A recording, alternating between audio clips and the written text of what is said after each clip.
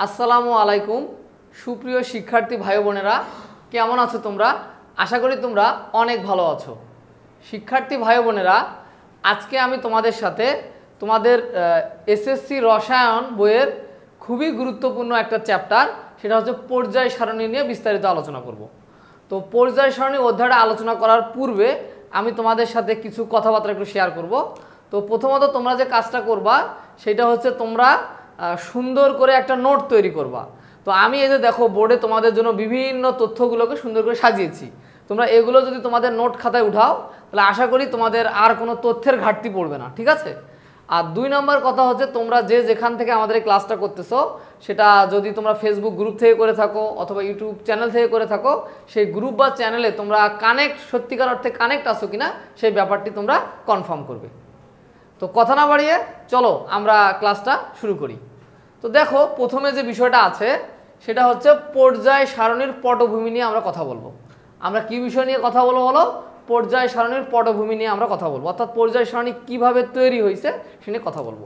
তো পুরা রসায়ন বইটার মধ্যে খুবই গুরুত্বপূর্ণ একটা চ্যাপ্টার কিন্তু পর্যায় সারণী।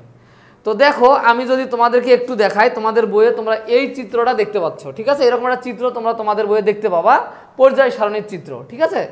তো পর্যায় সারণীর চার্টটা তোমরা সবাই ওপেন করে ফেলো, কারণ আজকে আমরা যত কথাবার্তা বলবো এই চার্ট কেন্দ্রিক কথাবার্তা বলবো, ঠিক আছে?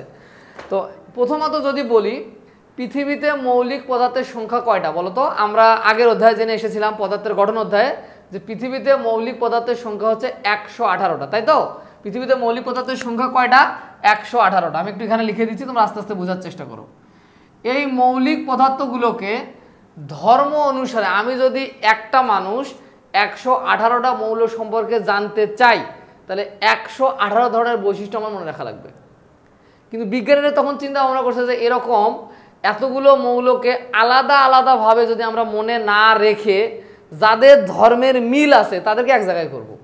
সাপোজ কিছু মৌলের ধর্মের মিল আছে তাদেরকে এক জায়গায় করলাম, আর একগুলো মৌলের ধর্মের মিল তাদেরকে এক জায়গায় করলাম, আর কিছু মৌলের ধর্মের মিল তাদেরকে এক জায়গায় করলাম। তো আমি যদি একজন সম্পর্কে জানি তাহলে পুরা গ্রুপে যতগুলো মৌল আছে সবার সম্পর্কে কী করা যাবে, একটা আইডিয়া পাওয়া যাবে। তো প্রথম বিজ্ঞানীরা চিন্তা করলো যে এই এতগুলো মৌলকে আলাদা আলাদাভাবে মনে রাখা আমাদের জন্য বিশাল কষ্টকর একটা ব্যাপার। তো কী করতে হবে? তাদের ধর্মের উপর ভিত্তি করে মৌলগুলোকে সাজাইতে হবে। কি ধর্ম? ভৌত ধর্ম এবং রাসায়নিক ধর্ম। তাহলে মৌলগুলোর এই 118টা মৌলের ভৌত ধর্ম এবং রাসায়নিক ধর্মের উপর ভিত্তি করে মৌলগুলোকে একটা তালিকার মধ্যে বা সারণীর মধ্যে সাজানো হয়েছে। সেই সারণীটার নামে হচ্ছে পর্যায় সারণী। আমার কথা বুঝতে পারছো? কিসের উপর ভিত্তি করে সাজানো হচ্ছে? ধর্মের উপর ভিত্তি করে মৌলগুলোকে সাজানো হচ্ছে। তাহলে আমরা কি লিখব? মৌলসমূহকে ভৌত রাসায়নিক ধর্মবলীর উপর ভিত্তি করে যে তালিকা বা সারণীতে সাজানো হয়েছে তাকেই পর্যায় সারণী বলে। এখন এই পর্যায় সারণীকে রসায়নের মানচিত্রও তোমরা বলতে পারো। তাহলে তোমরা কি বলতে পারো যে পর্যায় সারণীকে রসায়নের কি বলা হচ্ছে? মানচিত্র বলা হচ্ছে। কারণ এটা সম্পর্কে একটা আইডিয়া পাইলে আমরা পুরো কেমিস্ট্রির যতগুলো মৌল আছে সব সম্পর্কে একটা কী পাবো? আইডিয়া পাবো। তো আমার কথা হচ্ছে এই 118টা যে মৌল এখন আমাদের কাছে আছে, এই মৌলগুলো কি সৃষ্টির সময় কি 118টা মৌল ছিল? না, তখন মৌলের সংখ্যা কিছু কম ছিল। ধীরে ধীরে মৌলের সংখ্যা আবিষ্কার হচ্ছে, এখন 118টা, ভবিষ্যতে আরও সংখ্যাটা কি করতে পারে? বাড়তে পারে। বুঝতে পারছো আমার কথা? আচ্ছা, তো এখন প্রশ্ন হচ্ছে এই যে মৌলগুলোকে যে ধর্মের ভিত্তিতে সাজানোর পরে একটা তালিকার মধ্যে আমরা দিব, কি বললাম? মৌলগুলোকে ধর্ম, কার সাথে কার ধর্ম মেলে এটা যাচাই বাছাই কইরা একটা তালিকার মধ্যে সাজাবো। তো সাজাইতে গেলে এটা কি হঠাৎ করেই সাজানো গেছে? না, এটা কিন্তু প্রায় 200 বছর লাগছে ধীরে ধীরে ধীরে ধীরে আপগ্রেড হইতে। তোমরা যে পর্যায় সারণীটা দেখতে পাচ্ছ এটা আধুনিক পর্যায় সারণী। কি সারণী? এর আগে এটা বিভিন্নভাবে বিভিন্ন বিজ্ঞানীরা সাজানোর চেষ্টা করছে। তো কোন বিজ্ঞানী এই চার্টটাকে সাজাইতে গিয়ে কি অবদান রাখছে সেটা নিয়ে আমরা এখন বিস্তারিত কথাবার্তা বলবো। কোন বিজ্ঞানী কি অবদান রাখছে সেটা আমরা দেখব। এটাকে বলা হচ্ছে পর্যায় সারণীর পটভূমি নিয়ে কথা বলতেছি। সে কি বলতেছি? পর্যায় সারণীর পটভূমি নিয়ে বিস্তারিত কথাবার্তা বলবো, যে কিভাবে ধাপে ধাপে মৌলগুলোকে আমরা সাজাইছি।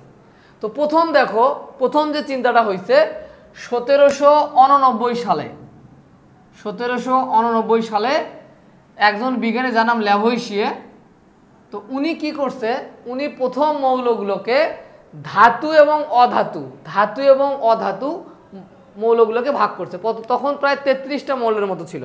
তো উনি চিন্তা করছে যে মৌলগুলোকে প্রথমত দুটি ভাগে ভাগ করা যায়। কটি ভাগে ভাগ করব? দুটি ভাগে। কিছু মৌলকে তিনি ধাতু বলছে, কিছু মৌলকে তিনি অধাতু বলছে। আমরা জানি ধাতু কারা, যারা সহজ ইলেকট্রন দান করে তাদেরকে ধাতু বলে, যারা সহজ ইলেকট্রন গ্রহণ করে তাদের কি বলে? অধাতু বলে। তো প্রথম ল্যাভোইশিয়ে কি করছে, 1789 সালে মৌলগুলোকে ধাতু অধাতু দুইটা ভাগে ভাগ করার চেষ্টা করছে। তো কি কি মৌল নিয়ে কাজ করছে উনি? জিঙ্ক এবং মার্কারিকে ধাতু বলছে, এবং অধাতু কাদেরকে বলছে দেখো, অধাতু বলছে হচ্ছে hydrogen, oxygen, nitrogen, sulphur, phosphorus, এই মৌলগুলোকে অধাতু হিসেবে চিহ্নিত করছে। তাহলে ল্যাভোইশিয়ে মৌলগুলোকে দুটো ভাগে ভাগ করছে, একটা ধাতু একটা অধাতু, এই দুই শ্রেণীতে ল্যাভোইশিয়ে ভাগ করছে মৌলগুলোকে। ওকে, তো পরবর্তীতে আরেক বিজ্ঞানীর অবদান দেখো, তিনি হচ্ছে 1889 সালে, বিজ্ঞানীর নাম দেখো ডোবেরাইনার। ডোবেরাইনার তিনি কি করছে, তিনিও কিছু চেষ্টা করছে মৌলগুলোকে সাজানোর জন্য। তো তিনি কি করছে, তিনি মৌলগুলো দেখে যে তিনটা করে মৌলের ধর্ম, যদি যে কোনো তিনটা মৌলের ধর্ম তাদের মাঝে যে মৌলটা থাকবে, তিনটা মৌলের মধ্যে মাঝে যে মৌলটা থাকবে, দেখো একটা মৌল তিনি ক্লোরিন হিসেবে নিছে, একটাকে টেলুরিয়াম নিছে, সরি একটা মৌল হচ্ছে ব্রোমিন নিছে উনি, হ্যাঁ, ক্লোরিন, ফ্লোরিন, এটা আয়োডিন, টেলুরিয়াম না, এটা হবে আয়োডিন। হ্যাঁ, এটা লিখতে গিয়ে একটু মিস্টেক হয়েছে। তো তিনটা করে মৌলের ধর্ম, তিনটা করে মৌলের ধর্ম মিলবে, তাদের প্রথম এবং তৃতীয় মৌল যোগ করে, পারমাণবিক ভর যোগ করে যে মানটা হবে তাকে দুই দ্বারা ভাগ করব, গড় করব। গড় করলে দ্বিতীয় মৌলটার পারমাণবিক ভর বের হবে। অর্থাৎ তিনটা মৌল উনি নিচ্ছে, তিনটা মৌলের, এই যে এটা প্রথম মৌল, এটা দ্বিতীয় মৌল, এটা তৃতীয় মৌল, তিনটা মৌল নিচ্ছে। তো এর পারমাণবিক ভর আর এর পারমাণবিক ভর যোগ করে দুই দ্বারা ভাগ করলে তৃতীয় মৌলের পারমাণবিক ভরে কাছাকাছি চলে, এটা অরিজিনালি 80, এর কাছাকাছি চলে আসে। তাহলে উনি কি করছে, আমি আবারও বলি, ডোবেরাইনার কি করছে, তিনটা মৌল নিয়ে কাজ করছে। তিনটা মৌল নিয়ে কাজ করে দেখছে প্রথম মৌলের পারমাণবিক ভর তৃতীয় মৌলের পারমাণবিক ভর যোগ করে দুই দ্বারা ভাগ, অর্থাৎ গড় যদি করি তাহলে দ্বিতীয় নম্বর যে মৌলটা আছে তার ভরের সমান হয়। ঠিক আছে, তো এইটাকে বলা হয় ডোবেরাইনের ত্রয়ী সূত্র। কি সূত্র বলা হয়? ত্রয়ী সূত্র বলা হয়, ত্রয়ী সূত্র বলা হয় এটাকে। ত্রয়ী সূত্রটা কি?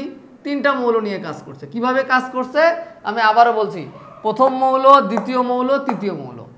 তো এর পারমাণবিক ভর আমরা জানি 35.5, এর পারমাণবিক ভর হচ্ছে কত? 127। এই দুটো যোগ করে আমরা যদি গড় করি তাহলে দ্বিতীয় মৌলের পারমাণবিক ভরের সমান অথবা তার কাছাকাছি হয়। এই কাজটা কে করছে? বিজ্ঞানী ডোবেরাইনার। তো দেখো এই যে আমাদের 81.25 আসছে, যেটা 80-র কত? কাছাকাছি। ঠিক আছে, তো এটা হচ্ছে ডোবেরাইনের ত্রয়ী সূত্র, তোমরা বইটা রিডিং দিলে এই জিনিসটা বুঝতে পারবা। এরপর যদি আমরা দেখি, তার পরবর্তীতে আর এক বিজ্ঞানী 1864 সালে তিনি কিছু অবদান, যার নাম নিউল্যান্ড। কে বিজ্ঞানীর নাম কি বলো? 1864 সালে যে বিজ্ঞানী কাজ করছে তার নাম নিউল্যান্ড। তিনি কি বলছে দেখো, মৌলসমূহকে যদি পারমাণবিক ভরের ছোট থেকে বড় অনুযায়ী সাজানো যায়, তাহলে পারমাণবিক ভরের ছোট থেকে বড়র দিকে সাজাবো, তবে যে কোনো মৌলের ধর্ম তার অষ্টম মৌলের ধর্মের সাথে মিলে যায়। অর্থাৎ আমি যদি মৌলগুলোকে ছোট থেকে বড়র দিকে সাজাই, তাহলে যে কোনো মৌলের ধর্ম তার থেকে 8টা মৌল, পরবর্তী 8টা মৌলের ধর্মের সাথে, পরবর্তী 8টা মৌলের যে কোনো একটা মৌলের সাথে মিলে যাবে। অর্থাৎ অষ্টম নম্বর মৌলে গিয়ে তার ধর্মটা আবার রিপিট হবে। কথা বুঝতে পারছো? উনি যে মৌলটাকে চিন্তা করব যে এই মৌলটা, এর থেকে 8টা মৌল পরে আবার ওই ধর্মটা ফেরত আসবে। ঠিক আছে, এটাকে বলে নিউল্যান্ডের কি? অষ্টক সূত্র। এটাকে বলা হয় নিউল্যান্ডের অষ্টক সূত্র। অষ্টক, তো যদি বলে নিউল্যান্ডের অষ্টক সূত্রটা কি, তখন এটা বলবা। অষ্টক সূত্র কি? নিউল্যান্ডের অষ্টক সূত্রটা কি বলো? অষ্টক সূত্রটা হচ্ছে মৌলসমূহকে যদি পারমাণবিক ভরের ছোট থেকে বড় অনুযায়ী সাজানো যায়, তবে যে কোনো মৌলের ধর্ম তার অষ্টম মৌলের ধর্মের সাথে মিলে যায়। অর্থাৎ আমি সাজালাম, এখানে যে মৌলটা, এর থেকে 8টা মৌল পরে ধর্ম হুবহু ধর্মের মৌলের পাওয়া যাবে। তো এটা হচ্ছে নিউল্যান্ডের অষ্টক সূত্র। কি সূত্র বলো? নিউল্যান্ডের অষ্টক সূত্র। আশা করি ব্যাপারটা বুঝতে পারছো।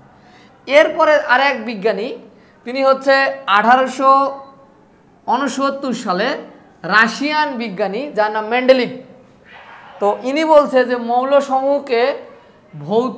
মৌলসমূহের ভৌত ও রাসায়নিক ধর্মাবলী পারমাণবিক ভর অনুসারে পর্যায়ক্রমে আবর্তিত হয়। অর্থাৎ মৌলগুলোকে যদি পারমাণবিক ভর দ্বারা আমরা সাজাই, তাহলে তাদের ধর্মগুলো পর্যায়ক্রমে আমরা একের পর এক পাই।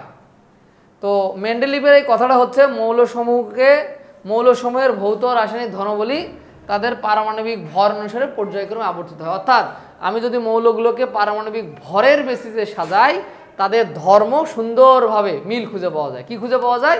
মিল খুঁজে পাওয়া যায়। তো মেন্ডেলিভ কতটা মৌল নিয়ে কাজ করছে জানো? মেন্ডেলিভ মোটামুটি 63টা মৌল নিয়ে কাজ করছে। তখন 63টা মৌল ছিল। তিনি মৌলগুলোকে 12টা সারিতে ভাগ করছে, 12টা খাড়া সারিতে ভাগ করছে। সারি এবং কলাম কি একটু পরে আমরা বুঝবো। এবং 8টা কলামে আমরা ভাগ করছে। বিজ্ঞানী মেন্ডেলিভ কলামে ভাগ করছে বা খাড়া স্তম্ভে ভাগ করছে। তাহলে মেন্ডেলিভ কয়টা মৌল নিয়ে কাজ করছে বলো? মেন্ডেলিভ 63টা মৌল নিয়ে কাজ করছে। তখন মৌলগুলোকে 12টা সারির মধ্যে সাজাইছে।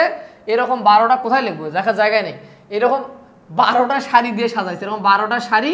আর কলাম কয়টা লিখছে? এরকম কলাম দিছে 8টা। আমরা কিছুক্ষণ পরে এই ব্যাপারটা নিয়ে আরো বিস্তারিত আলোচনা করব, ঠিক আছে? 12টা সারি এবং 8টা কলাম নিয়ে কাজ করছে।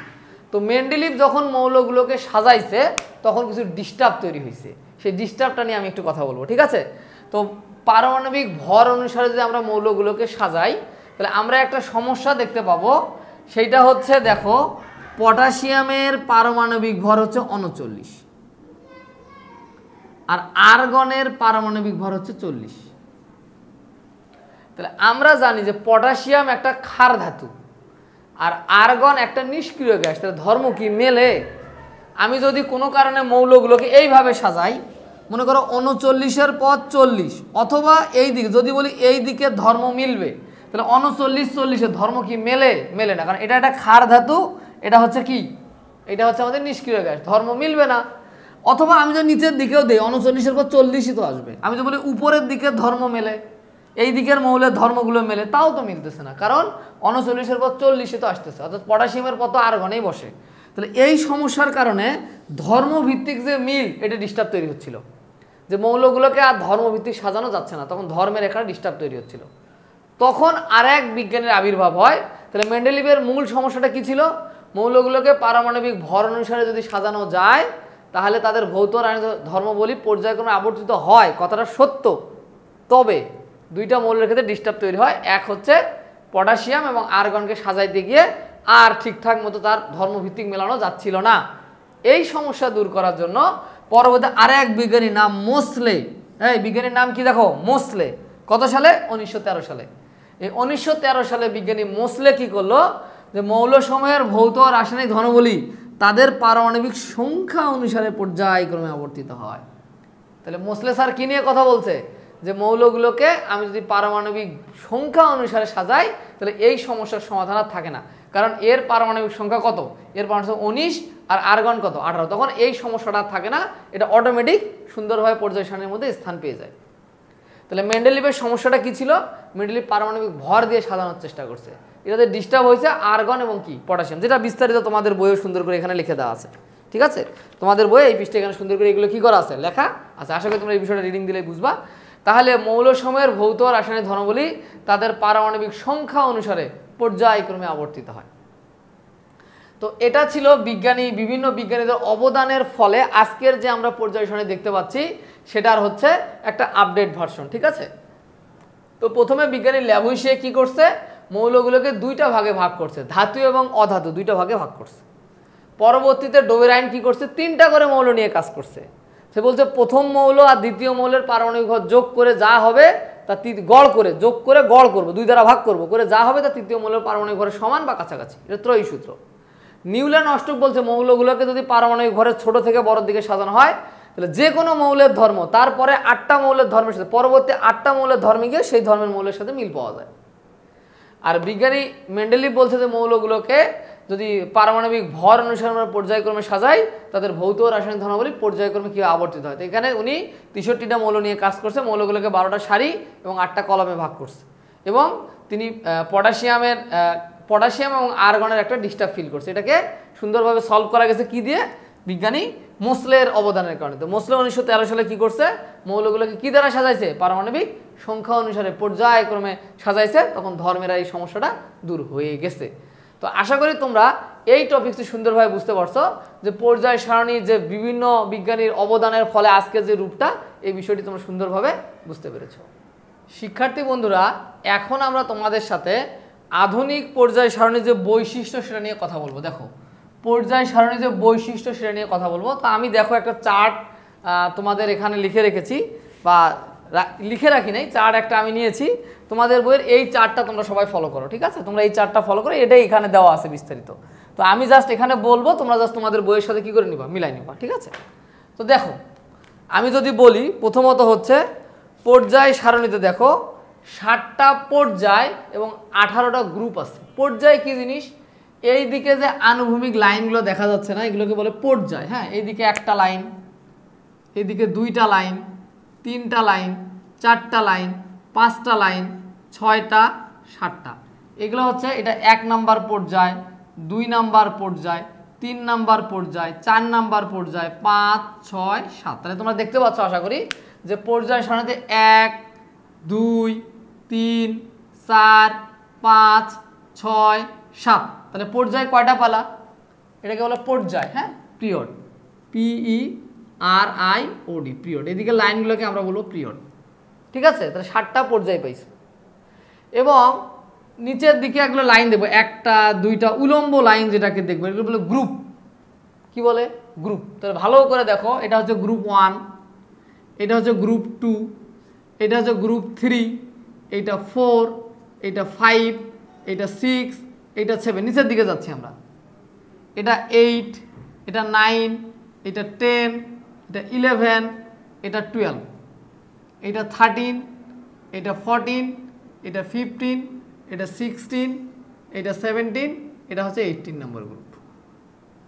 তাহলে পর্যায় সারণীতে এরকম নিচের দিকে গ্রুপ কয়টা পাইছো একটু আমাকে বলবা? গ্রুপ কয়টা? 18টা, বা শ্রেণী, গ্রুপ বা শ্রেণী। তাহলে পর্যায় সারণীতে আনুভূমিক সারি বা পর্যায় কয়টা? 7টা। আর উলম্ব গ্রুপ, তাহলে আমরা গ্রুপ কয়টা পাইলাম?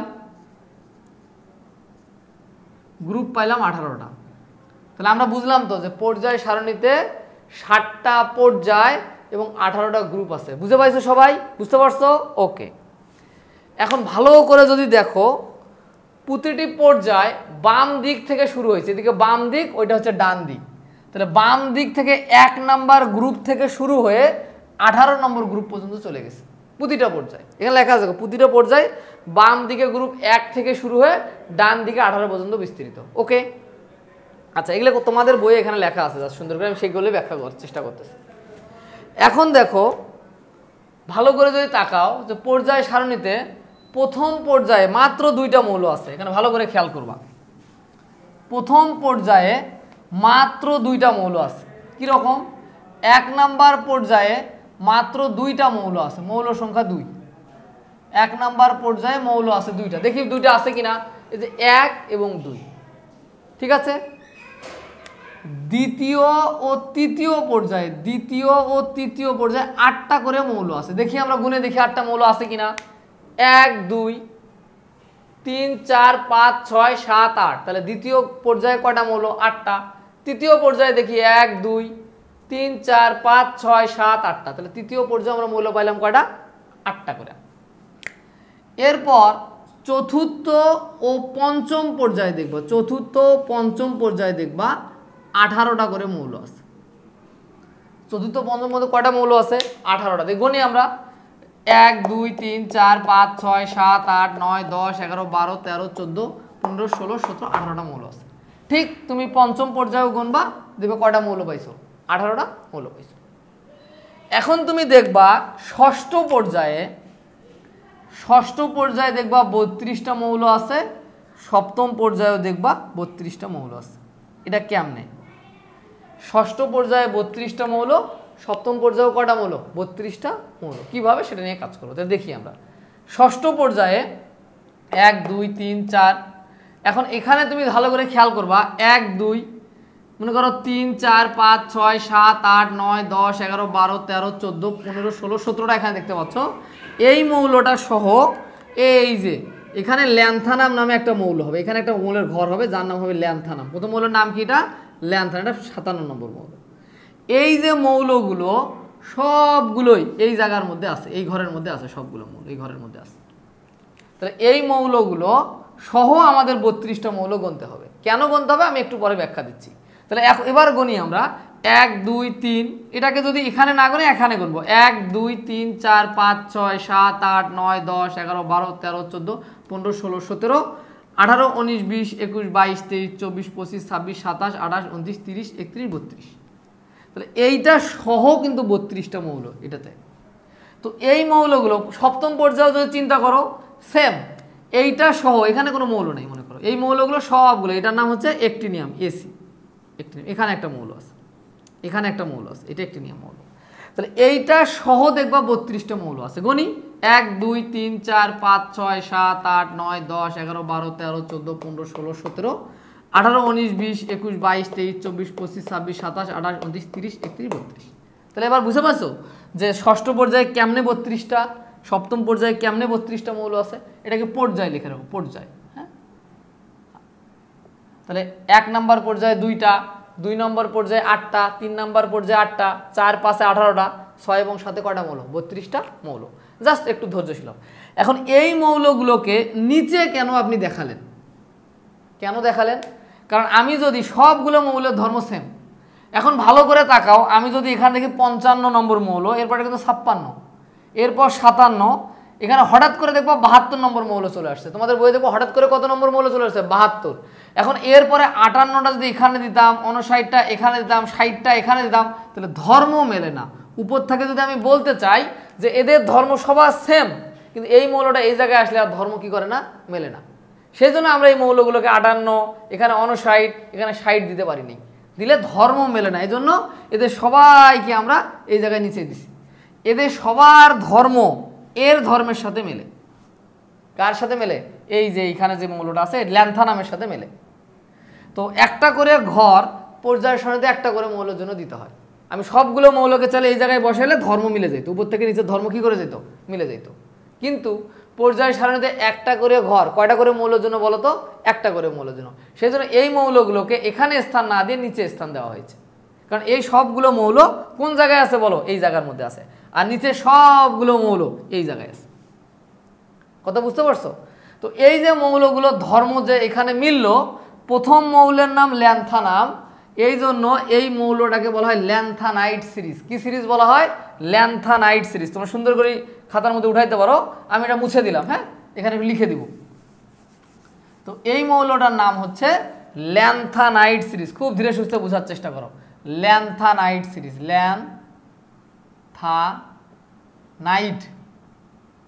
Series, series lanthanide series.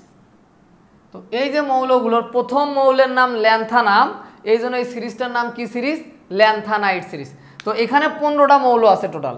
প্রথম মৌল ল্যান্থানাম, শেষ মৌল হচ্ছে লিউটেসিয়াম বা লুটেসিয়াম। তাহলে আমরা প্রথম মৌলের নাম হচ্ছে ল্যান্থানাম আর লাস্ট মৌলের নাম হচ্ছে লুটেসিয়াম। এইখানে 15টা মৌল আছে। এই কয়টা মৌল আছে বলো? এখানে টোটাল 15টা মৌল আছে। ল্যান্থানাম থেকে লুটেসিয়াম পর্যন্ত 15টা মৌল আছে। এরা সবাই কোন জায়গায় আছে জানো?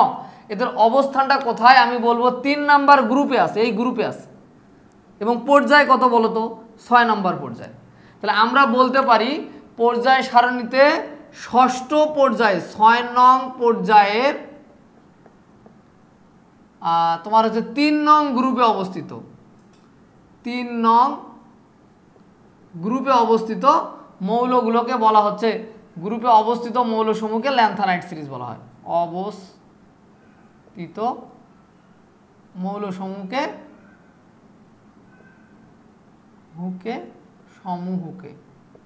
সমূহকে ল্যান্থানাইট সিরিজ বলা হয়। তো ল্যান্থানাইট সিরিজের ব্যাপারটা কি? ল্যান্থানাইট সিরিজ কাকে বলবো?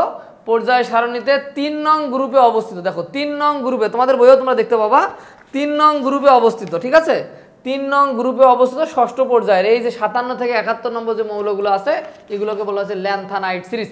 এই মৌলগুলোকে চাইলে আমরা এখানে দিতে পারতাম, কিন্তু পর্যায় সারণীতে একটা করে মৌলের ঘর, একটা করে জন্য ঘরের জন্য কটা করে মৌল? একটা করে মৌল, সেজন্য এখানে দেওয়া যাচ্ছে না। সেম ভাবে এই যে সিরিজটা, এই সিরিজটাকে বলা হচ্ছে অ্যাক্টিনাইট সিরিজ। কি সিরিজ বলা হচ্ছে? Actinide series. আমি লিখে দিই অ্যাক্টিনাইট সিরিজ, লিখে রাখবা অ্যাক্টিনাইট সিরিজ। কি সিরিজ বলো? Actinide series. কেন অ্যাক্টিনাইট সিরিজ? এরা কোথায় আছে বলো তো? প্রথম মৌলের নাম অ্যাক্টিনিয়াম আর লাস্ট মৌলের নাম লরেন্সিয়াম। লাস্ট মৌলের নাম কি? লরেন্সিয়াম। এখানে মৌলের সংখ্যা কয়টা?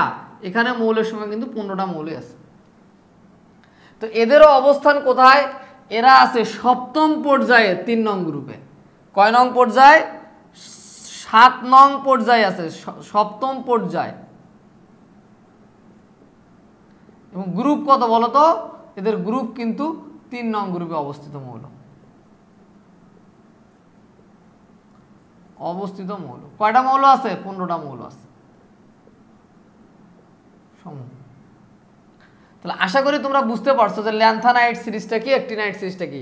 তাহলে আমাকে যদি বলো ল্যান্থানাইট সিরিজটা কি, তাহলে আমি বলবো পর্যায় সারণীতে ষষ্ঠ পর্যায়ের 3 নং গ্রুপে অবস্থিত ল্যান্থানাম থেকে লুটেসিয়াম পর্যন্ত এই 15টা মৌলকে বলা হচ্ছে ল্যান্থানাইট সিরিজ।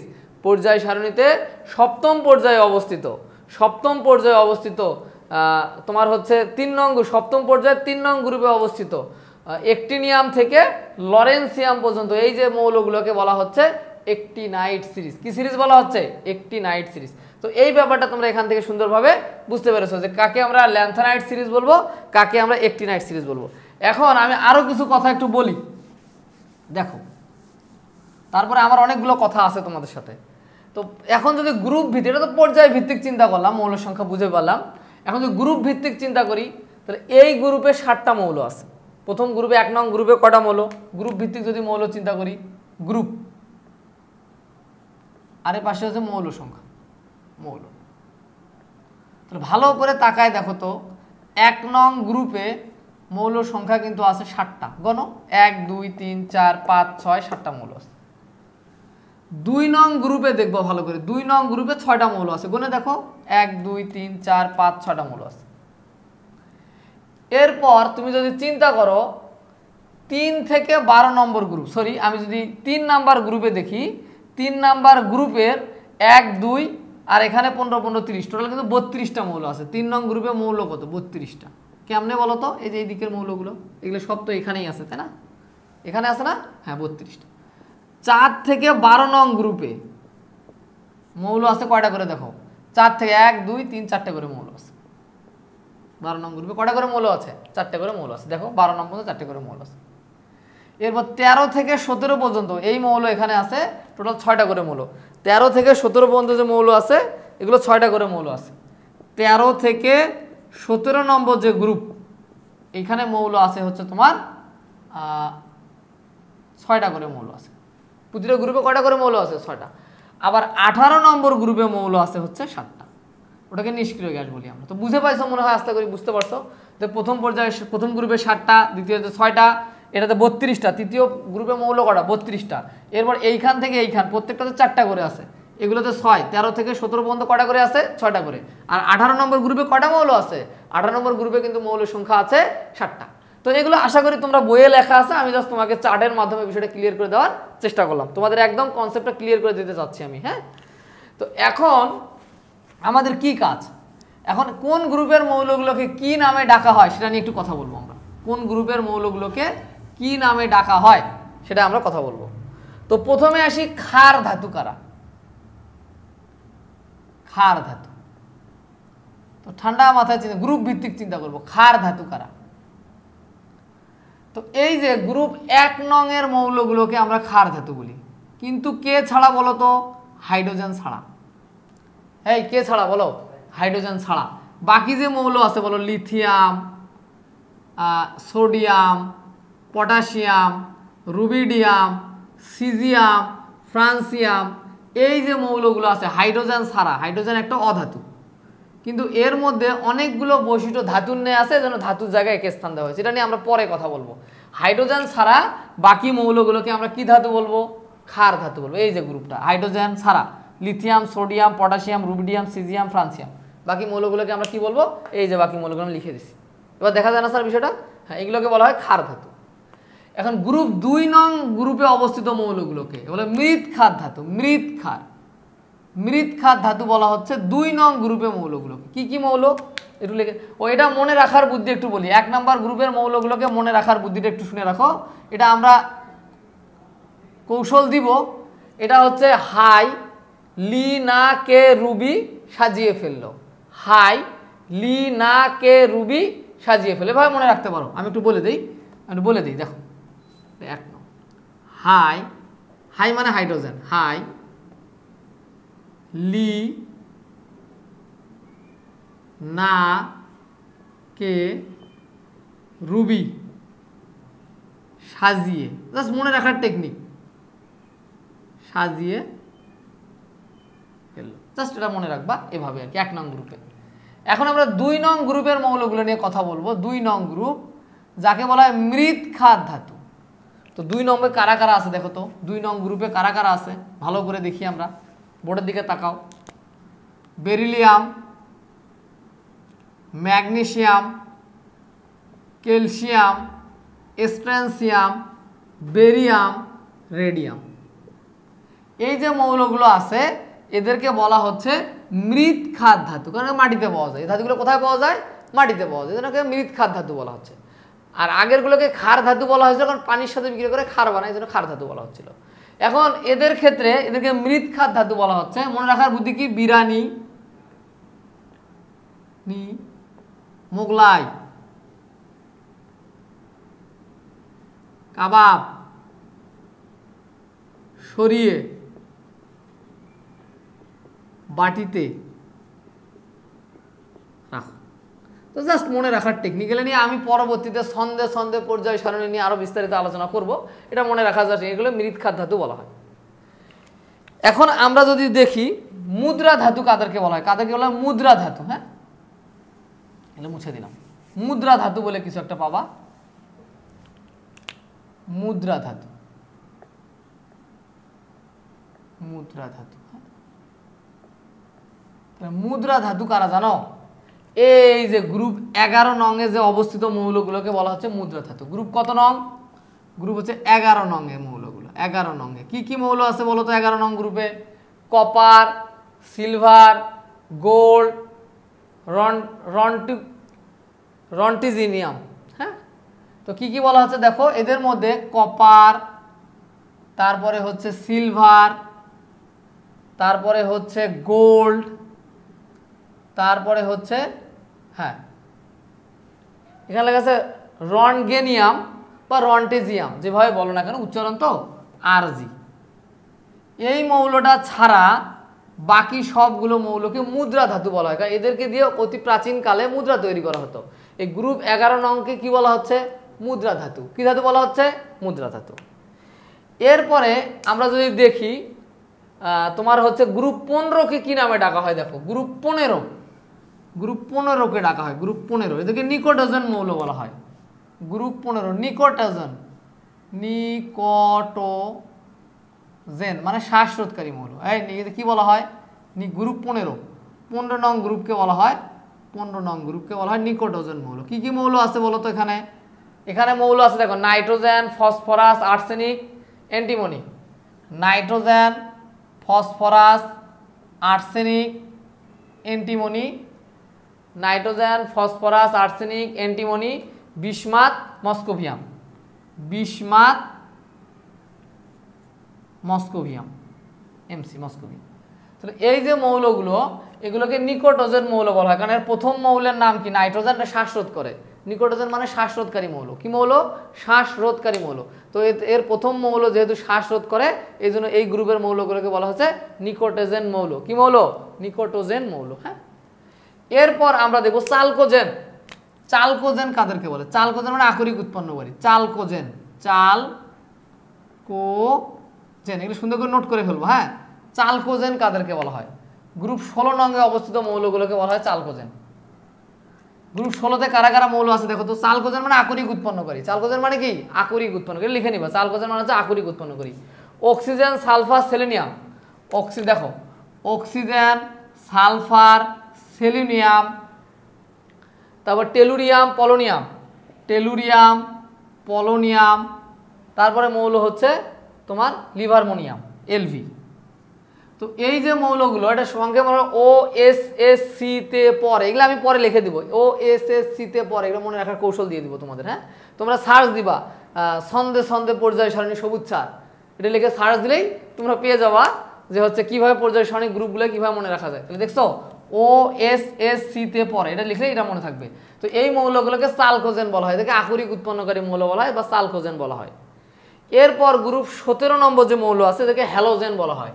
17 নম্বর গ্রুপ হ্যালোজেন মানে লবণ উৎপন্নকারী, হ্যাঁ হ্যালোজেন। 17 নম্বর গ্রুপ হ্যালোজেন বলা হচ্ছে, হ্যালোজেন। হ্যালোজেন হচ্ছে কত নম্বর গ্রুপ বলো তো? 17 নং গ্রুপ। এই যে এই গ্রুপটা, এই গ্রুপটা 17 নং group.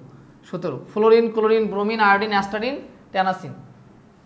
Chlorine, fluorine, sorry fluorine, chlorine, bromine, iodine, astatine, tennessine. ট্যানাসিস।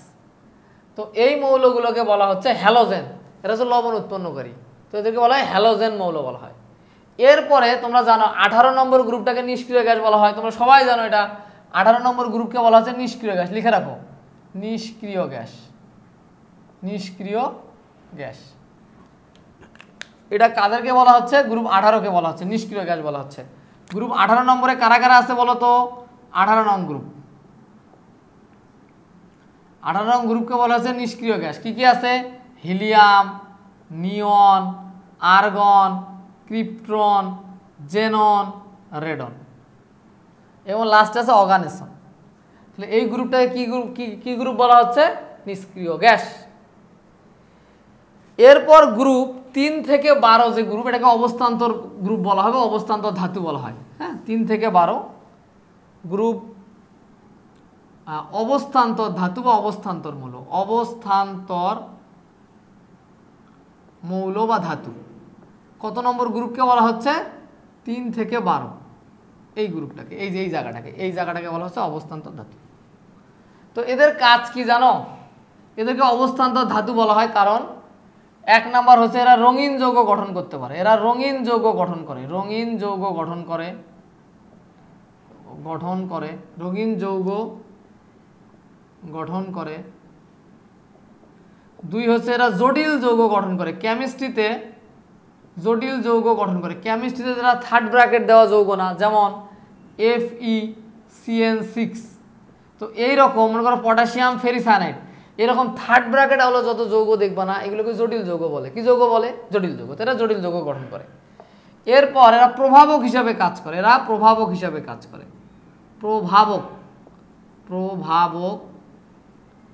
হিসাবে কাজ করে। কি করে? এরা রঙিন যৌগ গঠন করে, এরা জটিল যৌগ গঠন করে, এরা প্রভাবক হিসাবে কাজ করে। ঠিক আছে, এই কথাগুলো একটু মাথায় রাখবা যে অবস্থান কত নম্বর গ্রুপ? 3 থেকে 12 নম্বর গ্রুপ। এই কথাগুলো খাতায় লিখে তোমরা বারবার রিভাইজ দেবা। তো এই ছিল পর্যায় সারণীর মোটামুটি একটা বেসিক আইডিয়া। তো আমরা বুঝে গেলাম যে পর্যায় সারণীতে কেমন 18টা মৌল, 18টা গ্রুপ এবং 60টা পর্যায় আছে এগুলো, এবং কোন গ্রুপের মৌলগুলো সাধারণত কী নামে ডাকে, কিছু ছন্দ দেখাইছি। আমি ছন্দে পর্যায় সারণীটা নিয়ে আরও একটু পরে আলাপ করব। তো আশা করি তোমরা এই টপিকটি সুন্দরভাবে বুঝতে পেরেছো। শিক্ষার্থী বন্ধুরা, এখন আমরা তোমাদের সাথে আরও একটা গুরুত্বপূর্ণ টপিকস নিয়ে আলোচনা করব। সেটা হচ্ছে দেখো, ইলেকট্রন বিন্যাস হতে পর্যায় সারণীতে মৌলের অবস্থান নির্ণয়। অর্থাৎ আমরা কিছুক্ষণ আগে যে পর্যায় সারণীর বিস্তারিত আলোচনা করে আসলাম, কয়টা গ্রুপ, 18টা গ্রুপ, 60টা পর্যায়, এগুলো বিস্তারিত আলোচনা করে আসলাম। তো একটা মৌলের ইলেকট্রন বিন্যাস থেকে আমি কিভাবে বুঝবো যে মৌলটা কত নম্বর গ্রুপে আছে, কত নম্বর পর্যায়ে আছে, এটা আমরা বের করতে পারবো। তো ইলেকট্রন বিন্যাসের মাধ্যমে আমরা এই জিনিসটা ইজিলি বের করতে পারবো। তাহলে কীভাবে বের করবো দেখো। তো ইলেকট্রন বিন্যাসের এই কথাটা একটু ভালো করে মাথায় রাখবো। সর্বোচ্চ স্তর সংখ্যা তার পর্যায় সংখ্যা নির্দেশ করে, অর্থাৎ কত নম্বর পর্যায়ে আছে মৌলটা, এটা বোঝা যাবে তার সর্বোচ্চ শক্তি স্তর দেখে। ক্লিয়ার? আমরা একটু পরে বুঝবো যে সর্বোচ্চ শক্তি স্তর তার পর্যায় সংখ্যা নির্দেশ করবে, আর ইলেকট্রন সংখ্যা তার গ্রুপ সংখ্যা নির্দেশ করবে। কথাটা একটু মাথায় রাখবো। তাহলে কি বুঝবো আমরা? যদি মৌলের ইলেকট্রন সংখ্যা তার গ্রুপ সংখ্যা নির্দেশ করবে আর শক্তি স্তর সংখ্যা তার পর্যায় সংখ্যা নির্দেশ করবে। এই কথাটা তোমরা লিখে রাখো, আমি উদাহরণের মাধ্যমে তোমাদের বিষয়টা বোঝানোর চেষ্টা করব। তো এখন এখানে আমরা মুছে দিলাম, আমরা ইলেকট্রন বিন্যাস থেকে ধরে ধরে কাজটা করব। তাহলে প্রথম দেখো, আমরা যদি এখানে দেখো ইলেকট্রন যদি এসে থাকে, সে অনুযায়ী এসে একটা ইলেকট্রন থাকতে পারে, এসে 2টা ইলেকট্রন থাকতে পারে, এস প্লাস পি মিলে 3টা ইলেকট্রন থাকতে পারে। তো এগুলো নিয়ে আমি ধাপে ধাপে বিস্তারিত কথা বলার চেষ্টা করতেছি। তাহলে দেখো প্রথমে, তো যদি প্রথমে আগে আমরা ইলেকট্রন বিন্যাস করবো, হাইড্রোজেনের কথায় যদি বলি, হাইড্রোজেনের পারমাণবিক সংখ্যা কিন্তু 1, এই মৌলটা নিয়ে কথা বলবো। তো এর ইলেকট্রন বিন্যাস কি বলতো? আমরা পরমাণুর গঠন বা পদার্থের গঠন অধ্যায়ে আমরা কিন্তু ইলেকট্রন বিন্যাস নিয়ে বিস্তারিত কথাবার্তা বলে আসছি। তোমরা অবশ্যই এই ক্লাসটা না দেখলে আগে তোমরা পরমাণুর গঠন অধ্যায়ের ক্লাসগুলো দেখে আসবে, তারপর এই ক্লাসগুলো করার চেষ্টা করবো, বা পদার্থের গঠন 3য় চ্যাপ্টার, ঠিক আছে? তাহলে দেখো তো ভালো করে, এই হাইড্রোজেনের ইলেকট্রন সংখ্যা কত, এর গ্রুপ কত, পর্যায় কত, এটা আমরা দেখবো। তো সর্বোচ্চ স্তর এখানে 1 না, সর্বোচ্চ শক্তি স্তর কত? 1, এই জন্য পর্যায় হবে 1 নম্বর পর্যায়। আর ইলেকট্রন সংখ্যা এসে যা থাকবে, প্রথমে এস নিয়ে কাজ করছি, এসে একটা ইলেকট্রন থাকলে 1 নম্বর গ্রুপ, তাহলে এটা 1 নম্বর গ্রুপে পড়বে। তাহলে আমরা যদি দেখি বাস্তবে চার্টটা, তোমরা চার্টটা একটু ওপেন করে ফেলো, তাহলে দেখো এই যে এখানে তোমরা দেখতে পাচ্ছ যে হাইড্রোজেন 1 নাম্বার গ্রুপে, ভালো করে দেখো, 1 নাম্বার গ্রুপে 1 নাম্বার পর্যায়ে আছে, 1 নাম্বার গ্রুপে এবং 1 নাম্বার পর্যায়ে কি আছে? হাইড্রোজেন আছে। এখন হিলিয়ামটা হচ্ছে ব্যতিক্রম, ঠিক আছে? আমরা যদি হিলিয়ামটা করে দেখি, হিলিয়ামের ইলেকট্রন বিন্যাস যদি আমরা করি 2, এটা কিন্তু বাস্তবে আসবে 1s2 এরকম আসবে। তো এটা কিন্তু মূলত 2 নাম্বার গ্রুপে পড়ার কথা, কিন্তু বাস্তবে ধর্ম মেলে না। হিলিয়ামটা কিন্তু এই জায়গায় 1 নাম্বার গ্রুপে 2 নাম্বার পর্যায়ে এই জায়গায় পড়ার কথা, যেহেতু ধর্ম মেলে না, নিষ্ক্রিয় গ্যাসের ধর্মের সাথে মেলে না, এই জন্য এটা হচ্ছে 18 নম্বর গ্রুপে স্থান দেওয়া হয়েছে। এটা একটা ব্যতিক্রম, মাথায় রাখবা, এটা হচ্ছে কি? ব্যতিক্রম। কীরকম ব্যতিক্রম? এটার গ্রুপ কত? এটার গ্রুপ হবে 18 আর পর্যায় হবে 1 নং পর্যায়। এই কথাটা মাথায় রাখবে, এটা ব্যতিক্রম, ঠিক আছে? আচ্ছা, এরপর আমরা যদি লিথিয়ামে আসি, লিথিয়াম আগে বোঝো বিষয়টা। লিথিয়াম 3 পারমাণবিক সংখ্যা, তাহলে এর ইলেকট্রন বিন্যাস কেমনে করবো বলো তো? 1s2 2s1। তাহলে এই যে এর স্তর সর্বোচ্চ বড় কত? 2 না, তাহলে বুঝবো এর পর্যায় হবে 2। গ্রুপ কত হবে বলতো? ইলেকট্রন এসে একটা আছে না, ইলেকট্রন এসে কিন্তু একটা থাকলে কয় নং গ্রুপ? 1 নং গ্রুপ, এই যে 1 নং গ্রুপে আছে লিথিয়াম। তো তোমরা ভালো করে দেখবা, লিথিয়ামের দিকে যদি তাকাও, 2 নাম্বার পর্যায়ের 1 নং গ্রুপে, তোমরা বইটা খুলে দেখো 2 নম্বর পর্যায়ের 1 নং গ্রুপে আছে। এখন আমি যদি নর্মালি সাপোজ নাইট্রোজেন করি, নাইট্রোজেন কিন্তু 7, তোমরা একটু দেখো নাইট্রোজেন 7, তাহলে ইলেকট্রন বিন্যাস করলে কি আসবে? 1s। আচ্ছা, নাইট্রোজেনের পরে করি, বোরন করি, বোরন 5, বোরন করি আগে, দেখো আস্তে আস্তে বোঝো, বোরন কিন্তু 5, তাহলে 1s 2s 2p, ইলেকট্রন বিন্যাস করছি 5, তাহলে প্রথম স্তরে 2 2 1। তাহলে ইলেকট্রন যখন পিতে প্রবেশ করে তখন এস আর পির ইলেকট্রন যোগ করতে হয়, এস আর পির ইলেকট্রন কি করতে হয়? যোগ করতে হয়। এস আর পির ইলেকট্রন যদি আমরা যোগ করি, তাহলে এস পির ইলেকট্রন যোগ করার পর যা পাবো তার সাথে আমার 10 যোগ করতে হবে। কত যোগ করতে হবে? 10 যোগ করতে হবে। তাহলে এই যে দেখো, এস আর পি যোগ করে যা পেয়েছি 3, তার সাথে 10 টাকা আমি ভর্তুকি দিয়েছি, 10 যোগ করেছি, করে কিন্তু 13 পাইছি। 10 যোগ করার পর এই প্লাস 10 করার পর কত পাইছি? 13 পাইছি। কথাটা বুঝছো? পি পাইলেই, পি যখন চলে আসবে তার সাথে 10 যোগ করে দিবা, ইলেকট্রন সংখ্যার সাথে কত যোগ করে দিবা? 10 যোগ করে দিবা। তো চলো আমরা বিষয়টা দেখি। তাহলে এই যে দেখো, এস আর পির ইলেকট্রন হচ্ছে 3, তার সাথে 10 যোগ করো, তাহলে 13, তাহলে এর গ্রুপ হবে 13 নম্বর গ্রুপ। পর্যায় সর্বোচ্চ ইলেকট্রন 2 এর মধ্যে আছে না, এজন্য পর্যায় হবে 2 নং। তুমি যদি দেখো, ভালো করে দেখো যে গ্রুপ 13তে 13 নম্বর গ্রুপে গিয়ে দেখবা এবং 2 নম্বর পর্যায়ে গিয়ে দেখবো ওখানে বোরন মৌলটা কিন্তু ওখানে রয়ে গেছে। এখন আমি যদি নাইট্রোজেন করি, নাইট্রোজেন কিন্তু 7, এই নাইট্রোজেন কত? 7, ইলেকট্রন বিন্যাস করবো 7, তাহলে কি দাঁড়াবে বলো তো?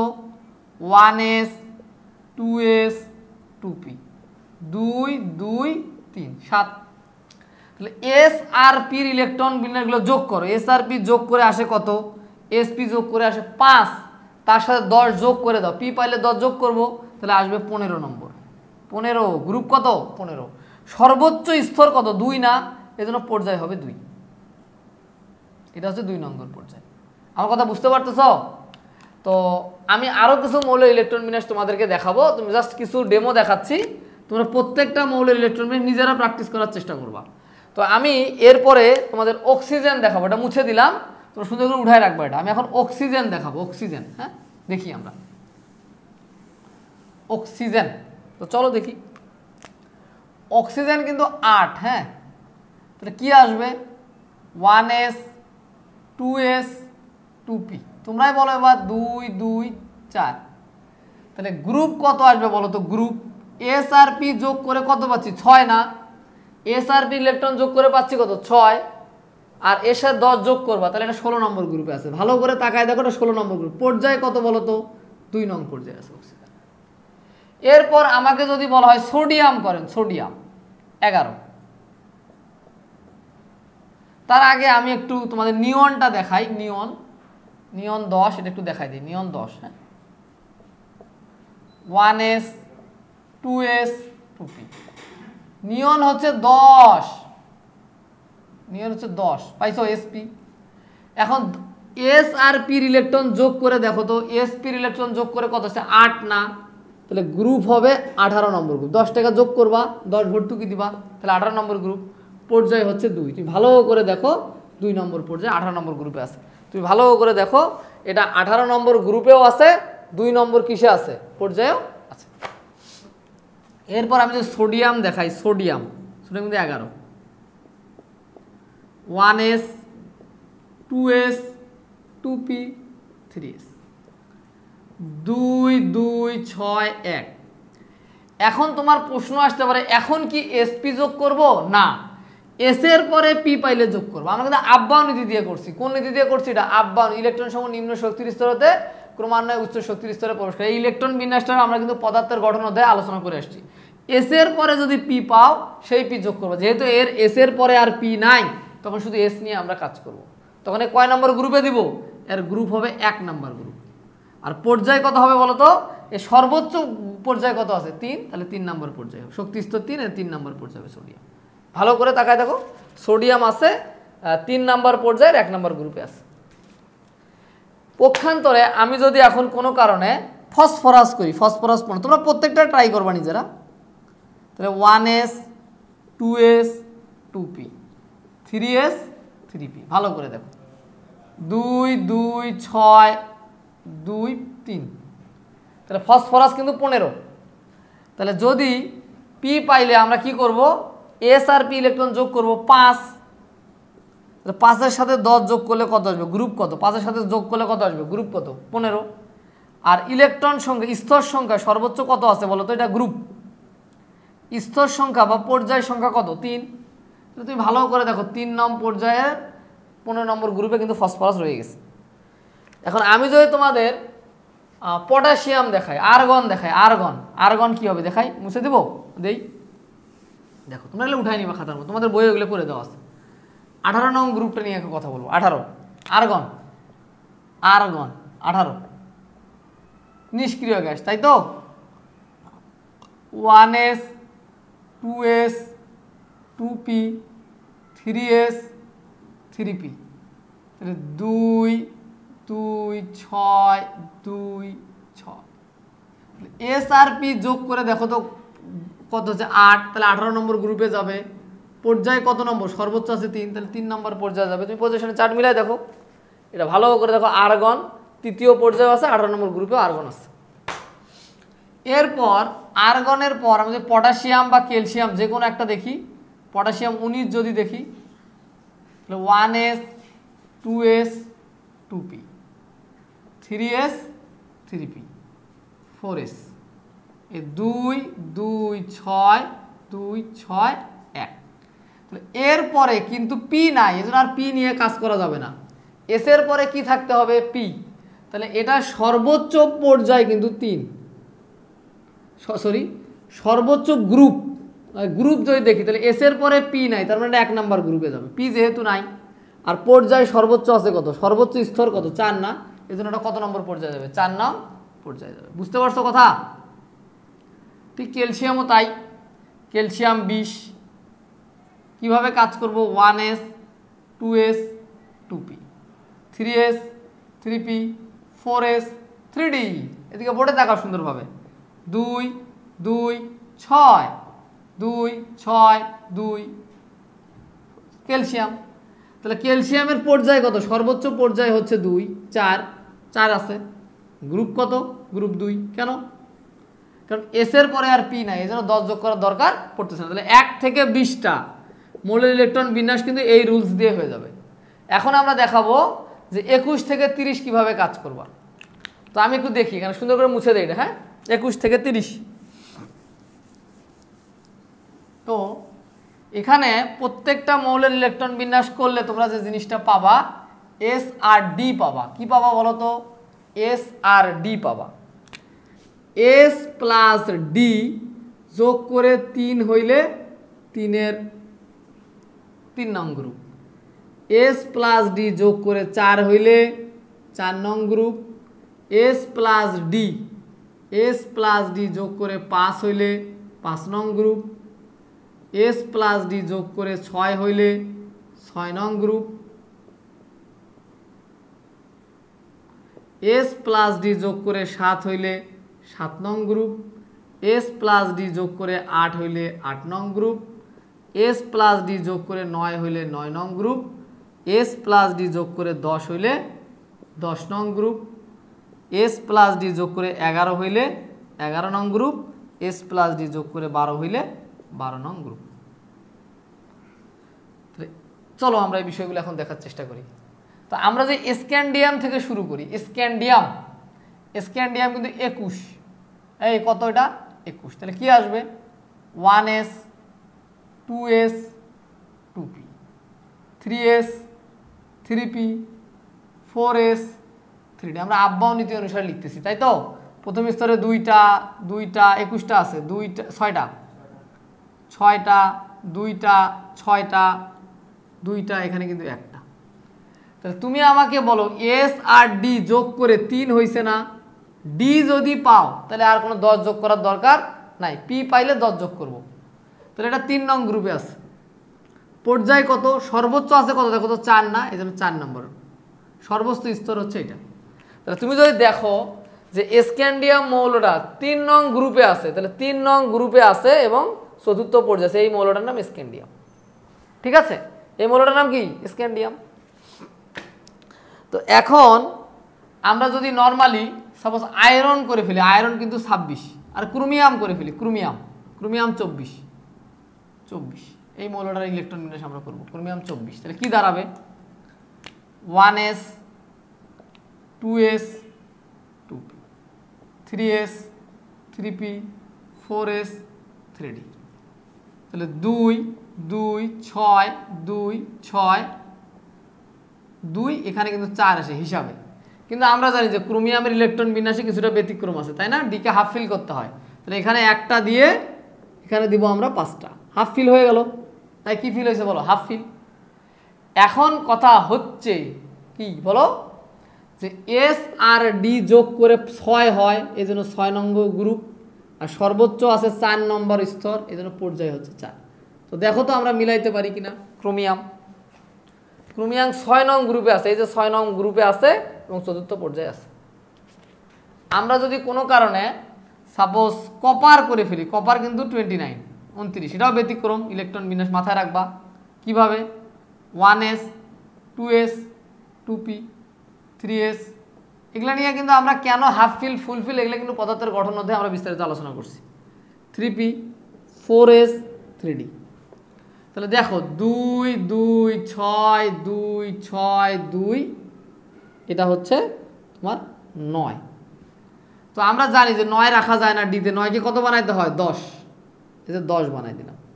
9কে কত বানাই দিলাম? 10। তাহলে এখন এর গ্রুপ কত বলো তো? এর গ্রুপ হবে 11 নম্বর গ্রুপ, কারণ এস আর ডি যোগ করে 11। আর পর্যায় সর্বোচ্চ হবে হচ্ছে কত? 2। পর্যায় সর্বোচ্চ আছে 4, দেখো 4, এই যে 4 আছে, 4 নম্বর। তাহলে 11 নম্বর গ্রুপ 4 নম্বর পর্যায়ে। দেখি আমরা, এই যে দেখো 11 নম্বর গ্রুপ 4 নম্বর পর্যায়ের মধ্যে মৌলটা রয়ে গেছে, কপার। এরপরে জিঙ্ক দেখাই, জিঙ্ক হচ্ছে 30। এটা আশা করি তোমরা এবার পারবা। 1s 2s 2p 3s 3p 4s 3d। 2 2 6 2 6 electron বিন্যাস না পারলে অবশ্যই কিন্তু আমাদের আগের অধ্যায়টা দেখবা। হ্যাঁ, 6 2 10।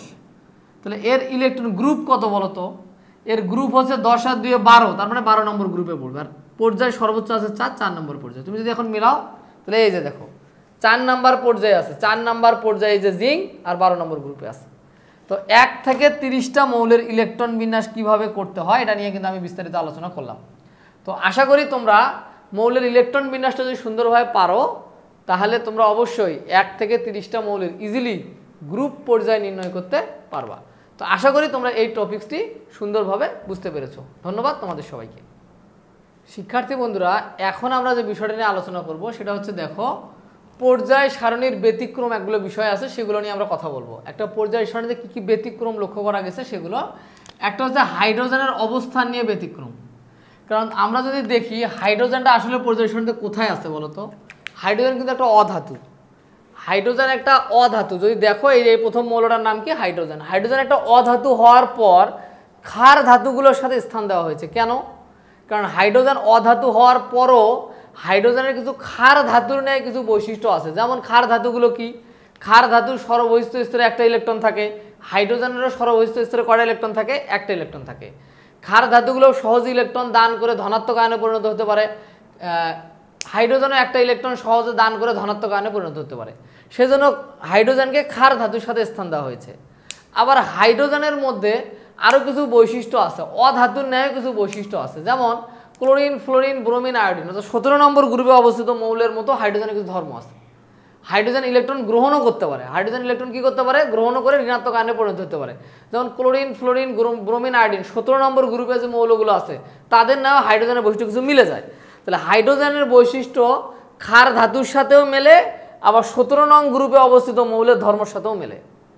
তো এই জন্য ক্ষার ধাতুর সাথে স্থান দেওয়া যাইতে পারত, হাইড্রোজেনকে হ্যালোজেন, যেটাকে আমরা 17 নম্বর গ্রুপ বলতেছি, সেটার সাথে স্থান দেওয়া যাইতে পারত।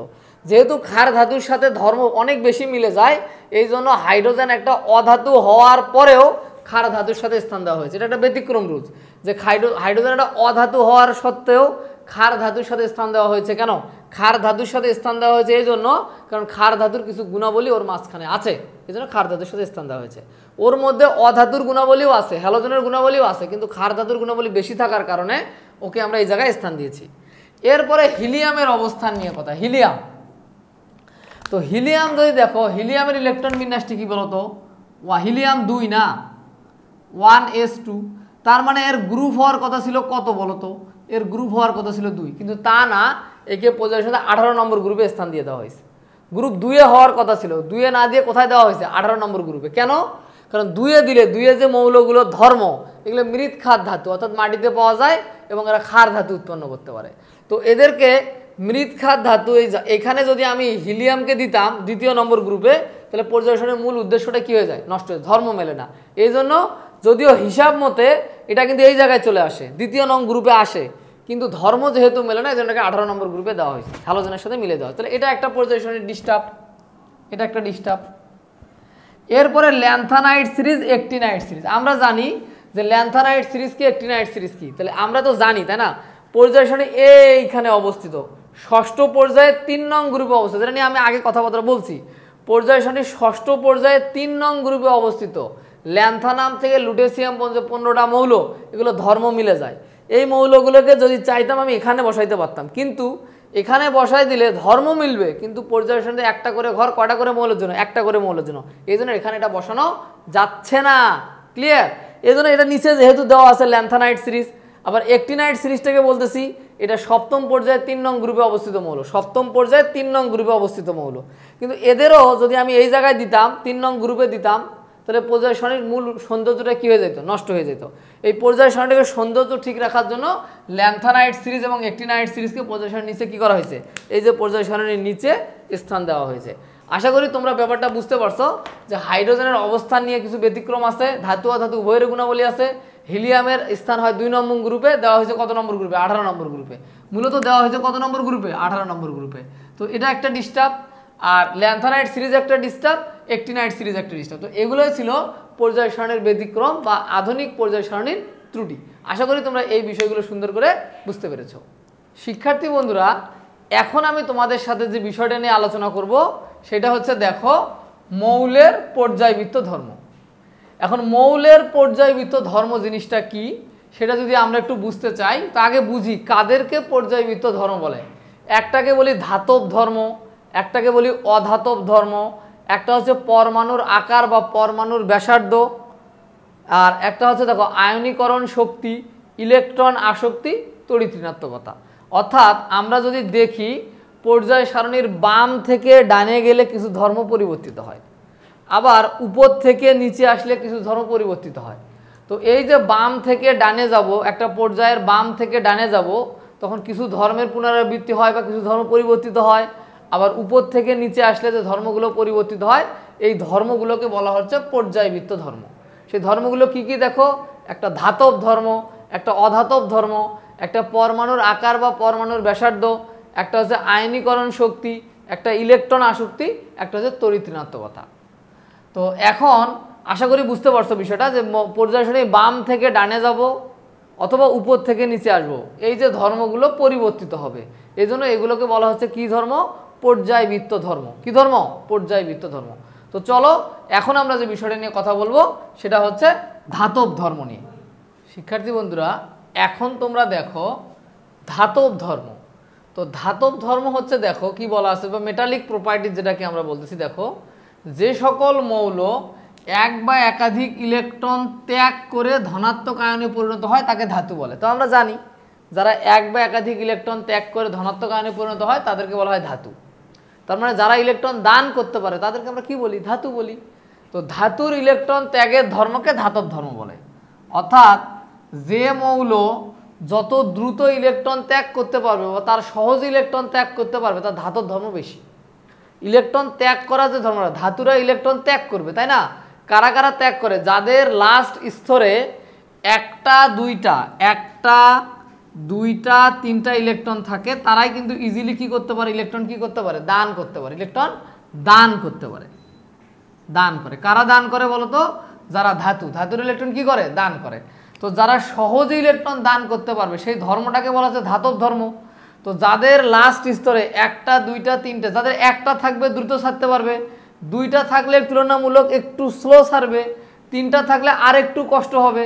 তো এরকম তুমি যদি দেখো যে যারা একটা ইলেকট্রন আছে তারা দ্রুত ইলেকট্রন ছাড়বে, যাদের দুইটা আছে তারা একটু কষ্ট করে ইলেকট্রন ছাড়বে, যাদের তিনটা আছে তারা আর একটু কষ্ট করে ইলেকট্রন ছাড়বে। তার মানে আমরা যদি পর্যায় সারণীর বাম থেকে ডান দিকে যাই তাহলে দেখব মৌলের ধাতব ধর্মটা আস্তে আস্তে কমে যাবে, আর আস্তে আস্তে কি করবে, কমে যাবে। আর অধাতব ধর্মটা আস্তে আস্তে কি পাবে, বৃদ্ধি পাবে। তো চলো আমরা দেখি। তো দেখা যাচ্ছে যে ইলেকট্রন ত্যাগ করার যে ক্ষমতা, সোডিয়ামের দেখো সবার বাইরে আমরা জানি প্রথম স্তরে 2টা, তারপরে 8টা, সবার বাইরে কয়টা ইলেকট্রন থাকে সোডিয়ামের, বলতো একটা না। তো যাদের একটা ইলেকট্রন আছে দ্রুত ছাড়তে পারবে, তার মানে এইরকম সোডিয়াম দ্রুত ইলেকট্রনটা ত্যাগ করে সোডিয়াম প্লাস আয়নে পরিণত হতে পারে, তার মানে দ্রুত এটা ধাতব ধর্ম দেখাইতে পারবে। তুলনামূলক যদি আমরা ম্যাগনেসিয়ামে আসি তাহলে দেখতে পাচ্ছি যে ম্যাগনেসিয়াম ইলেকট্রন ধারণ করে 2, 8, 2। তো ম্যাগনেসিয়ামের ক্ষেত্রে দেখা যাচ্ছে যে এই যে লাস্ট স্তরে কয়টা ইলেকট্রন দেখা যাচ্ছে বলতো, ম্যাগনেসিয়ামের 2টা। ম্যাগনেসিয়াম ইলেকট্রন কয়টা দেখা যাচ্ছে, 2টা। তার মানে ম্যাগনেসিয়ামের ইলেকট্রন ধারণ ক্ষমতা বা ধাতব ধর্মটা তুলনামূলক একটু কম শো করবে, কারণ এর একটা ছিল দ্রুত ছাড়তে পারছে, 2টা তুলনামূলক একটু আস্তে ছাড়বে বা একটু কষ্ট হবে ছাড়তে, তো এর ধাতব ধর্মটা আর একটু কমে যাবে। অ্যালুমিনিয়ামের ক্ষেত্রে দেখো 2, 8, 3, তাহলে সর্ববহিষ্ঠ স্তরে আমরা কয়টা ইলেকট্রন দেখতে পাচ্ছি, সবার বাইরে আমরা ইলেকট্রন কিন্তু 3টা দেখতে পাচ্ছি। তো সবার বাইরে যদি 3টা ইলেকট্রন থাকে তাহলে তুলনামূলক এর তুলনায় এর ছাড়তে আর একটু কি হবে, কষ্ট হবে। তার মানে এর ধাতব ধর্মটা আর একটু কম শো করবে দ্রুত ইলেকট্রন ছাড়ার ক্ষেত্রে। যার সিলিকনের দেখো সবার লাস্টে দেখবা 2, 8, 4, অর্থাৎ 4টা ইলেকট্রন আছে। তো 4টা ইলেকট্রন দেখো সিলিকনে সবার বাইরে কয়টা ইলেকট্রন, 4টা। তো 4টা ইলেকট্রন ছাড়ার ক্ষেত্রে সিলিকন কি করবে বলো তো, সিলিকন আর একটু স্লো ছাড়বে বা ধীরে ছাড়বে বা কষ্ট হবে ছাড়তে। তো এর ধাতব ধর্মটা আস্তে আস্তে কমে যাচ্ছে না, দেখো তো আস্তে আস্তে কি হয়ে যাচ্ছে। তাহলে যেমন ফসফরাসের যদি দেখি 2, 8, 5, তার মানে 5টা ইলেকট্রন, এর ইলেকট্রন ছাড়াটা খুব আরো কষ্টকর না। কেন কষ্টকর? কারণ বেশি শক্তির সাহায্যে কেন্দ্রের সাথে এরা কি করে আছে, যুক্ত আছে, এই জন্য সহজ ইলেকট্রনটা কি করতে পারছে না, ছাড়তে পারছে না। তার মানে এর ধাতব যে ইলেকট্রন ত্যাগ করার যে ধর্ম, সেই ধর্মটাকে তো আমরা ধাতব ধর্ম বলি, তাই না? তো আমরা যখন বাম থেকে ডান দিকে যাচ্ছি পর্যায় সারণী, দেখো আমরা যখন 3 নাম্বার পর্যায়ের বাম থেকে ডান দিকে যাচ্ছি তখন দেখতে পাচ্ছি ধীরে ধীরে ধাতব ধর্মটা কিন্তু কি হচ্ছে, হ্রাস পাচ্ছে। অর্থাৎ আমরা যদি বাম দিক থেকে ডান দিকে যাই, ডান দিকে যাচ্ছি, তা তুমি দেখো তো আস্তে আস্তে ইলেকট্রন ছাড়ার যে ধর্ম বা ধাতব ধর্মটা কি পাচ্ছে বলো তো, হ্রাস পাচ্ছে।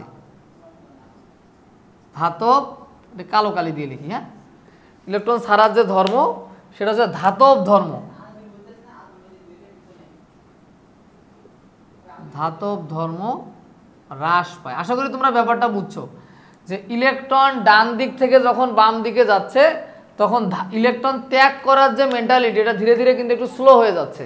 তো যার কারণে বাম দিক থেকে ডান দিকে গেলে, পর্যায় সারণীতে বাম দিক থেকে ডান দিকে গেলে তোমরা এই চারটা দেখবা, তোমরা যখন বাম দিক থেকে ডান দিকে যাবা তখন দেখবা যে ধীরে ধীরে কি হচ্ছে, তার ধাতব ধর্মটা বা ইলেকট্রন ত্যাগ করার যে ধর্মটা, এই ধর্মটা কিন্তু হ্রাস পাচ্ছে।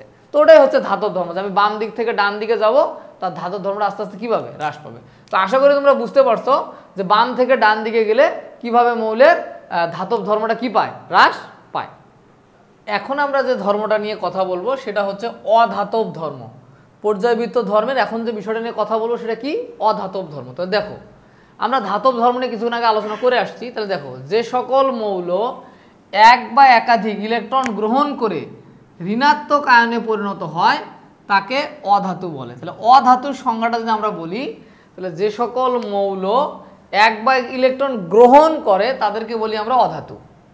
তো অধাতুর ইলেকট্রন গ্রহণের ধর্মকে অধাতব ধর্ম বলে, অধাতব ধর্ম বলে। তার মানে কোনো মৌল যে ইলেকট্রন গ্রহণ করবে এই যে ধারণাটা, এটাকে বলে অধাতব মৌল। তো কারা ইলেকট্রন গ্রহণ করে, যাদের লাস্ট স্তরে 4, 5, 6 মানে যাদের মনে করো 5, 6, 7টা ইলেকট্রন থাকে তারাই সাধারণত ইজিলি ইলেকট্রন কি করতে পারে, গ্রহণ করতে পারে। 5, 1, 2, 3টা থাকলে ইলেকট্রন দান করে, তাদেরকে ধাতু বলি। আর যাদের 5, 6, 7 আছে তারা ইলেকট্রন মোটামুটিভাবে কি করে, গ্রহণ করে। তো এখন আমরা যদি দেখি যে পর্যায় সারণীর বাম থেকে ডান দিকে যখন যাব আমরা, তখন আমরা কি দেখতে পাবো, আমরা যখন বাম থেকে ডান দিকে যাব তখন দেখব যে সোডিয়ামের লাস্ট স্তরে দেখো 2, 8 একটা, কিন্তু তো একটা হইলে ওটা তো ধাতুর ধর্ম শো করবে। কি ধর্ম শো করবে, ধাতুর ধর্ম। তো এটা তুলনামূলক সবচেয়ে বেশি ধাতুর ধর্ম শো করবে। এখন আমি যদি আস্তে আস্তে দ্বিতীয় নম্বর ম্যাগনেসিয়ামে আসি, তাহলে 2, 8 আমরা কিন্তু একটা পর্যায়ে যাচ্ছি, আমরা কিন্তু 3 নং পর্যায় নিয়ে কথা বলতেছি। কয় নং পর্যায় বলো, 3 নং পর্যায়। তাহলে এর লাস্টে দেখবা 2টা ইলেকট্রন, তার মানে এর ক্ষেত্রে ধাতব ধর্মটা আর একটু কমে যাচ্ছে। ধাতব ধর্মটা কি হয়ে যাচ্ছে, কমে যাচ্ছে। এখানে দেখবা লাস্ট স্তরে 2, 8 3টা ইলেকট্রন আছে অ্যালুমিনিয়ামের। আমরা ইলেকট্রন বিন্যাস কিভাবে করতে এটা জানি। তাহলে লাস্ট স্তরে কয়টা ইলেকট্রন আছে অ্যালুমিনিয়ামের, দেখো 3টা, তার মানে ধাতব ধর্মটা আর একটু কমে যাচ্ছে। এর ক্ষেত্রে দেখবা 2, 8 এটা কিন্তু 4, তাহলে এর ক্ষেত্রে ধাতব ধর্মটা আরো অনেকটাই কমে যাচ্ছে। তো এরপর দেখবো 5 ফসফরাস, 2, 8 লাস্ট স্তরে দেখবো 5টা। তো এরকম যে মৌলগুলো আছে ফসফরাস, নাইট্রোজেন, তো এই যে মৌলগুলো আছে দেখবা এদের লাস্ট স্তরে কখনো 5টা, 6টা এরকম মৌল আছে, ইলেকট্রন আছে, এদের লাস্টে 5টা। তার মানে তুমি যদি দেখো ধাতব ধর্মটা আস্তে আস্তে কমে যাচ্ছে না, আর ধীরে ধীরে ইলেকট্রন নেওয়ার যে টেন্ডেন্সি এটা কিন্তু বেড়ে যাচ্ছে। এরপর তুমি যদি ভালো করে তাকাও, এখানে পর্যায় সারণীর 4টা যদি তুমি ভালো করে তাকাও, এরপর দেখবা তুমি সালফার, ক্লোরিন। তো সালফারের লাস্ট স্তরে 6টা ইলেকট্রন থাকবে, ক্লোরিনের লাস্ট স্তরে 7টা ইলেকট্রন থাকবে। তার মানে এরা কিন্তু দ্রুত ইলেকট্রন গ্রহণ করতে পারবে, দ্রুত ইলেকট্রন গ্রহণ করতে পারবে। যত তুমি বাম দিক থেকে ডান দিকে যাচ্ছ ওদের লাস্ট স্তরে ইলেকট্রন নেওয়ার ক্যাপাসিটি, কারণ এর লাস্ট স্তরে 5টা, এরপর যদি তুমি কি সালফার নাও তার লাস্ট স্তরে ইলেকট্রন হচ্ছে 6টা, তার মানে আরো 2টা ইলেকট্রন নিতে পারবে। আর লাস্ট স্তরে যদি আমরা যদি বলি ক্লোরিন, এর লাস্ট স্তরে 7টা, তাহলে আরো একটা ইলেকট্রন নিতে পারবে, নিষ্ক্রিয় গ্যাসের মতো হইতে পারবে। তার মানে ব্যাপারটা কি দাঁড়াচ্ছে, আমি যখন বাম দিক থেকে ডান দিকে যাচ্ছি, বাম দিক থেকে ডান দিকে যাচ্ছি, তার ধাতব ধর্মটা আস্তে আস্তে কমে যাচ্ছে, কিন্তু ইলেকট্রন নেওয়ার যে টেন্ডেন্সি এটা কিন্তু বেড়ে যাচ্ছে। অর্থাৎ অধাতব ধর্মটা কি পাচ্ছে, বৃদ্ধি পাচ্ছে। তার মানে আমরা বলতে পারি যে আমরা যদি বাম দিক থেকে ডান দিকে যাই, বাম দিক থেকে ডান দিকে যাই, তাহলে ধাতব ধর্মটা কমে যায়, কিন্তু অধাতব ধর্মটা কি পায় বলো তো? অধাতব ধর্ম, অধাতব ধর্ম অর্থাৎ ইলেকট্রন নেওয়ার যে টেন্ডেন্সি এটা কিন্তু বৃদ্ধি পায়। ইলেকট্রন নেওয়ার টেন্ডেন্সিটা কি পায়? বৃদ্ধি পায়। ইলেকট্রন ছাড়ার টেন্ডেন্সি কমে যায়, কিন্তু ইলেকট্রন নেওয়ার টেন্ডেন্সি কি হয়ে যায়? বৃদ্ধি পায়। তাহলে দেখো এর একটা সহজে ছাড়তে পারতো, তীব্র ধাতু, এর ক্ষেত্রে তুলনামূলক লাস্টে দুইটা একটু স্লো ছাড়তে পারতো, এর ক্ষেত্রে তিনটা ছাড়তে একটু কষ্ট হইতো, এর ক্ষেত্রে চারটা এর ছাড়াটা আরেকটু কষ্ট। তার মানে ধাতব ধর্মটা কমে যাচ্ছে।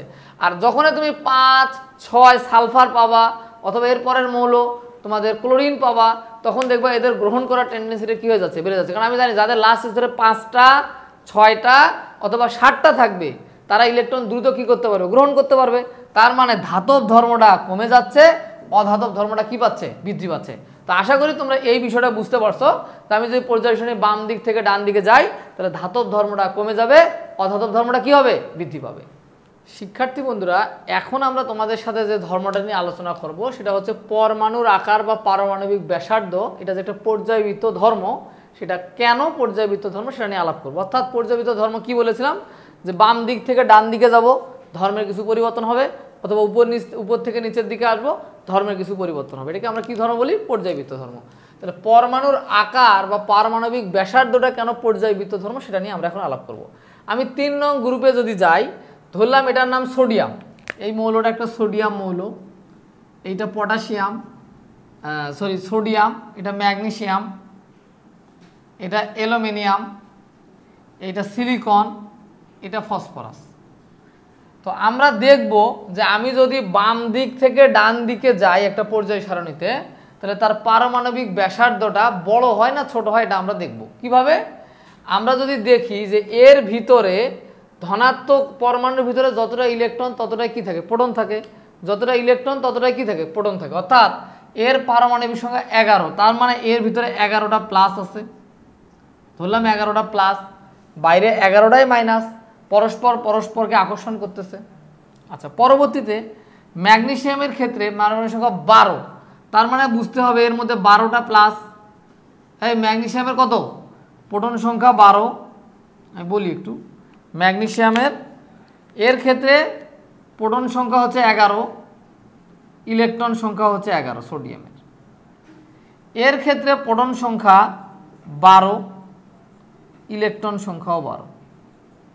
তার মানে এখানে 12 জন প্রোটন 12টা ইলেকট্রনকে নিজের দিকে টানতেছে না? একটু চাইলে সাইজে কি হয়ে আসবে? ভিতরের দিকে টানতেছে, তাহলে একটু হলে সাইজে কি আসবে? ছোট হয়ে আসবে।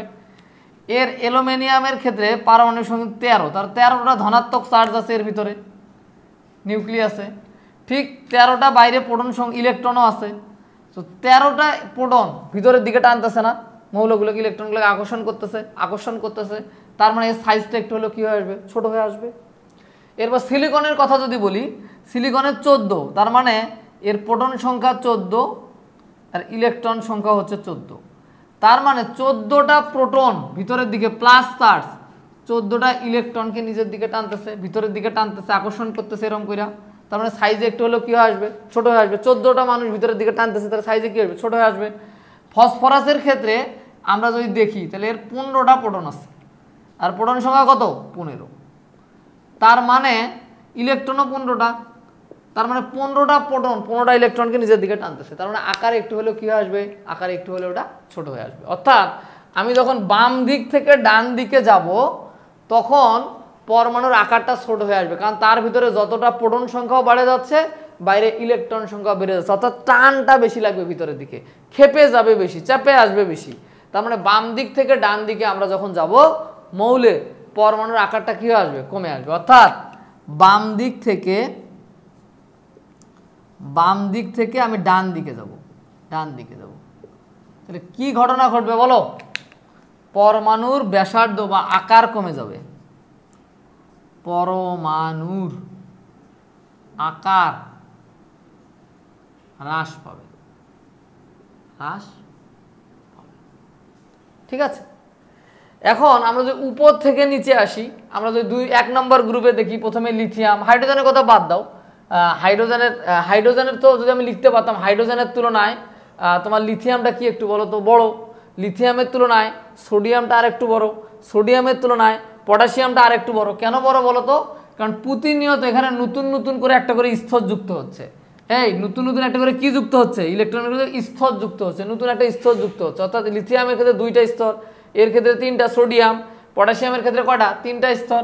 অর্থাৎ প্রতিনিয়ত নতুন নতুন স্তর যেহেতু যুক্ত হচ্ছে, সেহেতু এর আকারটা কী পাবে? বৃদ্ধি পাবে না।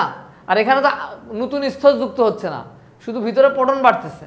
আর যেহেতু উপর থেকে নিচে যদি আসি, তাহলে পরমাণুর আকার কী পাবে? বৃদ্ধি পাবে। অর্থাৎ আমি যদি উপর থেকে নিচের দিকে আসি, উপর থেকে নিচের দিকে আসলে পরমাণুর আকার, স্যার দেখা যায় লেখা, পরমাণুর আকার বৃদ্ধি পাবে, আকার বৃদ্ধি পাবে। তার মানে কি দেখলাম আমরা? উপর থেকে নিচে আসলে প্রতিনিয়ত নতুন নতুন একটা করে কি যুক্ত হচ্ছে? স্তর যুক্ত হচ্ছে। যেহেতু নতুন নতুন স্তর যুক্ত হচ্ছে, সেহেতু পরমাণুর আকারটা কি পাবে? বৃদ্ধি পাবে। তো এটাই ছিল যে বাম দিকে ডানে গেলে পরমাণুর আকার হ্রাস পায়, উপর থেকে নিচে আসলে পরমাণুর আকার কি হয়? বৃদ্ধি পায়। তো এই ধর্মকে কাজে লাগিয়ে আমরা আরও 2টা ধর্ম নিয়ে তোমাদের সাথে এখন বিস্তারিত আলাপ করব। তো চলো সেই ধর্মগুলো আমরা দেখে নিই। শিক্ষার্থী বন্ধুরা, এতক্ষণ যেহেতু আমরা পরমাণুর আকারের ব্যাপারটা বুঝলাম, এখন আমরা আরেকটা টপিকস বুঝবো। দেখো, আয়নীকরণ শক্তি নিয়ে কথা বলবো। অর্থাৎ আমরা আয়নীকরণ শক্তি বলতে কি বুঝি? মনে করো সাপোজ সোডিয়ামের একটা ইলেকট্রন আমি সরবস্থিত থেকে সরাবো, তো সরাইতে গেলে সোডিয়াম কি হয়ে যাবে বলো তো? ইলেকট্রন সরাইলে সোডিয়াম কি হয়ে যাবে? প্লাস। আমরা জানি তো কোনো মৌলের সরবস্থিত স্তর থেকে আমি একটা ইলেকট্রন সরাবো, তো সরাইতে গেলে আমার কিছু শক্তি লাগবে না, এমনি এমনি চলে যাবে, এমনি এমনি চলে যাবে ইলেকট্রন না। তাহলে কোনো মৌলের সর্ববহিস্থ স্তর থেকে আমি একটা ইলেকট্রনকে সরাবো, তো সরাইতে গেলে যে শক্তি লাগবে তাকে বলি আমরা আয়নীকরণ শক্তি। অর্থাৎ ইলেকট্রনগুলো তো আমরা জানি যে নিউক্লিয়াসের সাথে ডিরেক্টলি কানেক্টেড, শক্তির সাহায্যে কানেক্টেড। তো এখন আমি যদি একে সরাইতে গেলে, একটা ইলেকট্রন সরাইতে গেলে যে শক্তি লাগবে, তো একটা ইলেকট্রন সরাই দিলাম, মনে করো এই স্তরটা নাই, এরপর যদি এখান থেকে ইলেকট্রনটা কাছাকাছি চলে আসলো না, মনে করো এই স্তরটা নাই, আগে বুঝো ভালো করে, মনে করো সোডিয়ামের এই স্তরটা নাই।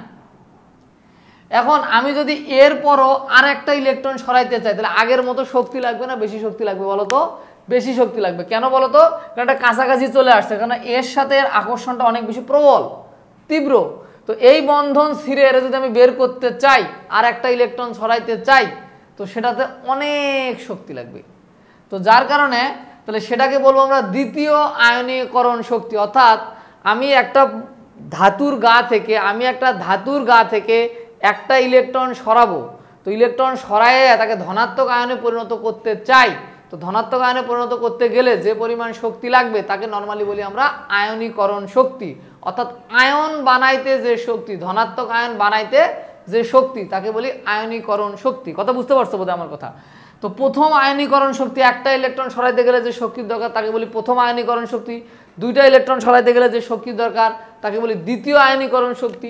এরকম আর কি বিষয়টা। তা আমি এটা আগের জায়গায় ড্র করে ফেলি। হ্যাঁ, তো দেখো এখন বইয়ের ভাষা কি বলছে তুমি দেখো তো। গ্যাসীয় অবস্থায় একটা মৌলকে আগে গ্যাস বানাইতে হবে। এই যে মৌল থেকে ইলেকট্রন সরাবো তাই কি বানাইতে হবে? গ্যাস।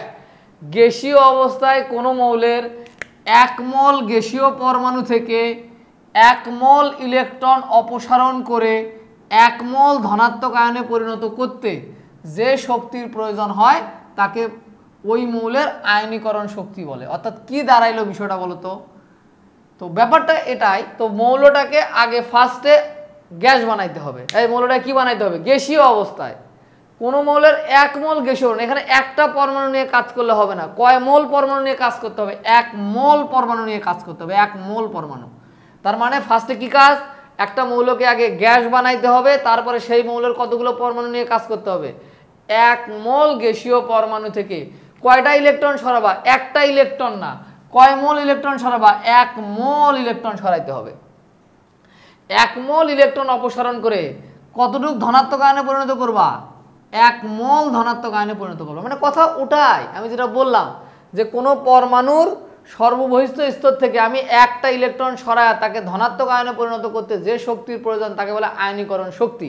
তো বইয়ের ভাষাটা কি? এটাকে চিন্তা করতে হবে একটা পরমাণু না, চিন্তা করতে হবে 1 মোল। প্রথমে চিন্তা করতে হবে গ্যাসীয় অবস্থা। কি অবস্থা? গ্যাসীয় অবস্থা। তারপরে কতটুকু ইলেকট্রন নিয়ে কাজ করতে হবে? 1 মোল গ্যাসীয় পরমাণু নিয়ে কাজ করতে হবে। তার থেকে আমি 1 মোল, একটা ইলেকট্রন না, 1 মোল ইলেকট্রনকে সরাই দিব। কয় মোল ইলেকট্রনকে সরাই দিব? 1 মোল ইলেকট্রনকে সরায়া যদি 1 মোল ধনাত্মক আয়ন বানাইতে চাই, তখন যে শক্তির দরকার তাকে বলি আমি আয়নীকরণ শক্তি। অর্থাৎ আমি আবারও বলি, মৌলটাকে গ্যাস বানাইবা। কি বানাইবা? গ্যাস।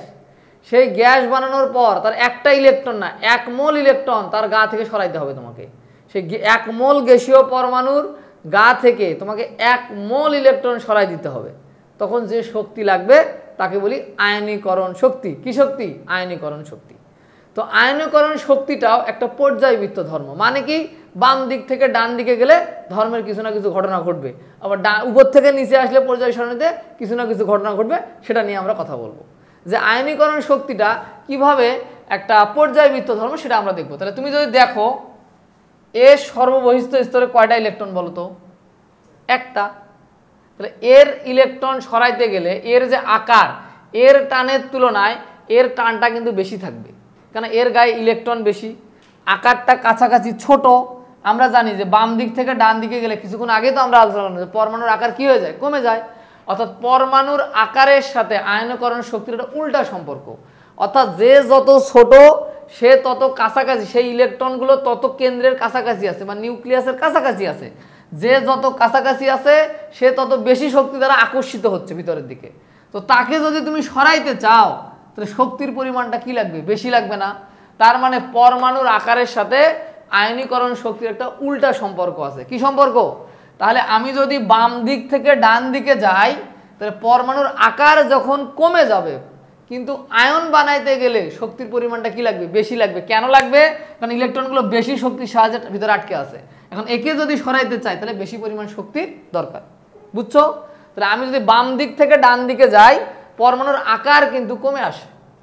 তো আকার যদি কমে আসে, তাহলে ইলেকট্রনগুলো বেশি কাছাকাছি অবস্থায় আছে, বেশি শক্তির সাহায্যে আটকে আছে কেন্দ্রের সাথে, তাকে সরাইতে গেলে শক্তির পরিমাণটা কি লাগবে? বেশি লাগবে। তাহলে বাম দিক থেকে ডান দিকে গেলে পরমাণুর আকার কমে যাবে, কিন্তু আয়নীকরণ শক্তির পানটা কি হবে? বেশি হবে। আমি একটু লিখে দিই। হ্যাঁ, আমি বাম দিক থেকে ডান দিকে যদি যাই, তাহলে পরমাণুর আকার, বলি পরমাণুর আকার বাড়বে, পরমাণুর আকারটা কমবে। কমবে, পরমাণুর আকারটা কমবে। আরো চিহ্ন দিয়ে নিচের দিকে দিলাম, মানে পরমাণুর আকারটা কি হবে? কমবে। তাহলে শক্তিটা কি হবে? বেশি। আয়ন বানাইতে গেলে শক্তিটা কি লাগবে? ধনাত্মক আয়ন বানাইতে গেলে শক্তিটা বেশি লাগবে। অর্থাৎ আয়নীকরণ শক্তি, আয়নীকরণ শক্তি এটা বেশি দরকার পড়বে। আশা করি তোমরা ব্যাপারটা মনে হয় এবার বুঝতে পারছো। আয়নীকরণ শক্তিটা কি লাগবে? বেশি লাগবে। তদ্রূপ আমি যদি এবার উপর থেকে নিচের দিকে আসি, উপর থেকে নিচের দিকে আইলে দেখো পরমাণুর আকারটা বেড়ে যাচ্ছে না? এই পরমাণুর আকারটা কি হয়ে যাচ্ছে? বেড়ে যাচ্ছে। অর্থাৎ আকর্ষণ বলটা কিন্তু দুর্বল হয়ে যাচ্ছে। এই আকর্ষণ বলটা কি হয়ে যাচ্ছে? দুর্বল। কেন্দ্রের সাথে লাস্ট স্তরের আকর্ষণ বলটা কি হয়ে যাচ্ছে? দুর্বল হয়ে যাচ্ছে। যেহেতু দুর্বল হয়ে যাচ্ছে, তাকে ইজিলি আমরা কি করতে পারবো? সরাইতে পারবো। অর্থাৎ পরমাণুর আকার যদি বেড়ে যায়, তাহলে আয়নীকরণ শক্তির মানটা, আয়ন বানাইতে শক্তির মানটা কি লাগে? কম লাগে। তার মানে উপর থেকে যদি আমরা নিচে আসি কোনো গ্রুপে, পরমাণুর আকার হ্রাস পায়, পরমাণুর আকার বৃদ্ধি পাচ্ছে, পরমাণুর আকারটা কিন্তু বৃদ্ধি পাচ্ছে, বৃদ্ধি পায়, বাট আয়ন বানাইতে যে শক্তির দরকার সেটা কিন্তু কম লাগে। তার মানে আয়নীকরণ শক্তিটা কম লাগে, আয়নীকরণ শক্তি কম লাগে। তো আশা করি আয়ন বানাইতে শক্তি তখন কি লাগে? কম লাগে। এই বিষয়টা তোমরা সুন্দরভাবে বুঝতে পেরেছো। ধন্যবাদ তোমাদেরকে। শিক্ষার্থী বন্ধুরা, এখন আমরা তোমাদের সাথে যে বিষয়টা নিয়ে আলোচনা করব সেটা হচ্ছে, দেখো, ইলেকট্রন আসক্তি নিয়ে। ইলেকট্রন আসক্তি বিষয়টা আমি যদি বলি, সাপোজ নর্মালি যদি বলি, কোনো মৌল অধাতুরার সাথে ইলেকট্রন গ্রহণ করে, আর ধাতুর ইলেকট্রন দান করে, অধাতুর ইলেকট্রন কি করে? গ্রহণ করে। অর্থাৎ আমি যদি এটা ক্লোরিন পরমাণুর কথা চিন্তা করি, তো একটা ক্লোরিন পরমাণু আমি একটু দেখাই, এই পাশে একটু ড্র করেই দেখাই, তাহলে বুঝতে তোমাদের সহজ হবে। এটা ক্লোরিন পরমাণু আমি আঁকালাম। দেখো, তো ক্লোরিন পরমাণুর প্রথম স্তরে থাকবে 2টা। প্রথম স্তরে কয়টা ইলেকট্রন থাকবে বলো তো? 2টা। তারপরে থাকবে হচ্ছে কয়টা? 8টা। ইলেকট্রন বিন্যাস আমরা দেখেছি, সবার বাইরে থাকবে কিন্তু 7টা। তো শিক্ষার্থী বন্ধুরা, এখন দেখো যে ক্লোরিনের সর্ববহিস্থ স্তরে কয়টা ইলেকট্রন আছে? ক্লোরিনের সর্ববহিস্থ স্তরে কিন্তু ইলেকট্রন আছে 7টা। এই কয়টা আছে? 2, 8 7। তো এ একটা ইলেকট্রন গ্রহণ করবে, এই একটা ইলেকট্রন গ্রহণ করে ইজিলি নিষ্ক্রিয় গ্যাসের মতো হইতে পারবে। তো ক্লোরিনের সর্ববহিষ্ঠ স্তরে যে ইলেকট্রন আছে সে যদি একটা ইলেকট্রন গ্রহণ করে ঋণাত্মক আয়নে পরিণত হবে না। তো ঋণাত্মক আয়নে পরিণত হইতে গেলে কিছু শক্তি ছেড়ে দিবে। এই ধনাত্মক আয়নে বানাইতে গেলে কিছু শক্তি দিয়ে ইলেকট্রন সরাইতে হয়, আর ঋণাত্মক শক্তির ক্ষেত্রে ইলেকট্রন এসে মৌলটাকে অষ্টক ফিল আপ করবে, করে নিষ্ক্রিয় গ্যাসের মতো হয়ে কিছু শক্তি ছেড়ে দিবে। এই যে ইলেকট্রন যে ছেড়ে দিবে এটাকে বলেছি ইলেকট্রন আসক্তি। ইলেকট্রন গ্রহণ করার যে ক্ষমতা এটাকে বলছি ইলেকট্রন আসক্তি। তো এখানে কি একটা ইলেকট্রন গ্রহণ করলে হবে না? তাহলে সংজ্ঞাটা একটু দেখি। আমাদের গ্যাসীয় অবস্থা, মৌলটাকে গ্যাস বানাইতে হবে। যে মৌল ইলেকট্রন গ্রহণ করবে তারা কি বানাইতে হবে? গ্যাস বানাইতে হবে। কথাটা ভালো রাখবা, গ্যাসীয় অবস্থায় কোন মৌলের 1 মোল পরমাণু নিয়ে কাজ করতে হবে। কয় মোল পরমাণু নিতে হবে? 1 মোল গ্যাসীয় পরমাণু নিয়ে কাজ করতে হবে। তার মানে আমি একটা পরমাণু নিলে হবে না, আমাকে প্রথমে চিন্তা করতে হবে মৌলটাকে গ্যাস বানাবো, তারপরে ওখানে 1 মোল পরমাণু নিব। 1 মোল পরমাণুর মধ্যে কতগুলো ইলেকট্রন প্রবেশ করাবো? 1 মোল ইলেকট্রন প্রবেশ করাবো। তাহলে 1 মোল পরমাণুর মধ্যে 1 মোল ইলেকট্রন প্রবেশ করাইলে মৌলটা ঋণাত্মক আয়নে পরিণত হবে না। তাহলে প্রবেশ করে 1 মোল ঋণাত্মক আয়নে আমরা বানাইতে চাই, 1 মোল ঋণাত্মক আয়নে আমরা বানাইতে চাই। তো 1 মোল ঋণাত্মক আয়নে পরিণত করতে যে শক্তি নির্গত হয়, অর্থাৎ মৌলটা এবার শক্তি কিন্তু ছেড়ে দিবে। শক্তি কি করবে? শক্তি নির্গত হবে। তো ওই মৌলের ইলেকট্রন আসক্তি বলে। তার মানে কি হলো? একটা মৌল 1 মোল ইলেকট্রন গ্রহণ, এক গ্যাসীয় অবস্থায় 1 মোল পরমাণুর মধ্যে থেকে 1 মোল ইলেকট্রন যোগ করে দিলাম। 1 মোল পরমাণুর মধ্যে 1 মোল ইলেকট্রন যোগ করে দিলাম। তো 1 মোল ইলেকট্রন দেওয়ার কারণে মৌলটা কিছু শক্তি ছেড়ে দিবে। এই যে শক্তিটা ছেড়ে দিবে তাকে বলবো আমরা ইলেকট্রন আসক্তি। ইলেকট্রন আসক্তি। তো ইলেকট্রন আসক্তিটাও একটা হচ্ছে পর্যায়বৃত্ত ধর্ম। কি ধর্ম? ইলেকট্রন আসক্তিটাও হচ্ছে একটা পর্যায়বৃত্ত ধর্ম। তো এটা পরমাণুর আকারের সাথে রিলেটেড। পরমাণুর আকারের সাথে ইলেকট্রন আসক্তিটা ব্যস্তানুপাতিক। ইলেকট্রন আসক্তি, ইলেকট্রন আসক্তি। তো তুমি যদি বলো যে পরমাণুর আকার যার কম তার ইলেকট্রন আসক্তি বেশি, যার পরমাণুর আকার বড় তার ইলেকট্রন আসক্তি কি? কম। তার মানে এর পরমাণু, আমরা তো জানি যে কোনো পর্যায়ের বাম থেকে ডানে যদি আমরা যাই তাহলে কি হয়? পরমাণুর আকার হ্রাস পায়। তো পরমাণুর আকার হ্রাস পাইলে ইলেকট্রন আসক্তি কি হবে? বাড়বে। তার মানে আমরা যদি বাম থেকে ডানের দিকে যাই, কোনো পর্যায়ে যদি বাম থেকে ডানের দিকে যাই তাহলে পরমাণুর আকারটা কি হচ্ছে বলো তো? পরমাণুর আকারটা কিন্তু কমে যায়, আমরা জানি। তো বাম থেকে ডানে যেহেতু গেলে পরমাণুর আকারটা কমে যায়, তাহলে তার ইলেকট্রন আসক্তিটা কি হবে? বৃদ্ধি পাবে। তাহলে আমরা লিখে দিচ্ছি যে বাম থেকে ডানে যাব, আমরা ডান দিকে যাব। ডান দিকে গেলে ডান দিকে পরমাণুর আকারটা বাড়ে, কমে। পরমাণুর আকার কমে যায়। তো পরমাণুর আকারটা যদি কমে যায়, তাহলে আমার ইলেকট্রন আসক্তিটা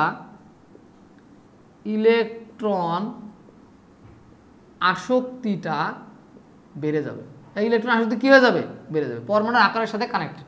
তাহলে আমরা কি বুঝলাম? যে বাম থেকে ডানে গেলে পরমাণুর আকারটা কমে যাবে, ইলেকট্রন আসক্তিটা কি হবে? বেশি হবে। আবার আমরা যদি উপর থেকে নিচের দিকে আসি, একটা গ্রুপের মধ্যে যদি চিন্তা করি, জাস্ট আমি উদাহরণ হিসেবে লিথিয়াম 1 নম্বর গ্রুপে লিখছি, এটা সোডিয়াম, এটা পটাশিয়াম, উপরে হাইড্রোজেন ছিল, যদি এরকম থাকে তাহলে উপর থেকে নিচে আসলে আমরা বলো তো পরমাণুর আকারটা কি হচ্ছে? বেড়ে যাচ্ছে না? তাহলে উপর থেকে যদি আমরা নিচে আসি তাহলে কি দাঁড়াচ্ছে বলো? পরমাণুর আকার বাড়ে, পরমাণুর আকার বৃদ্ধি পায়। তাহলে তোমরা আমাকে বলো তো পরমাণুর আকার বাড়লে ইলেকট্রন আসক্তি কমে যাবে না? ইলেকট্রন আসক্তি কমে যাবে। ইলেকট্রন আসক্তি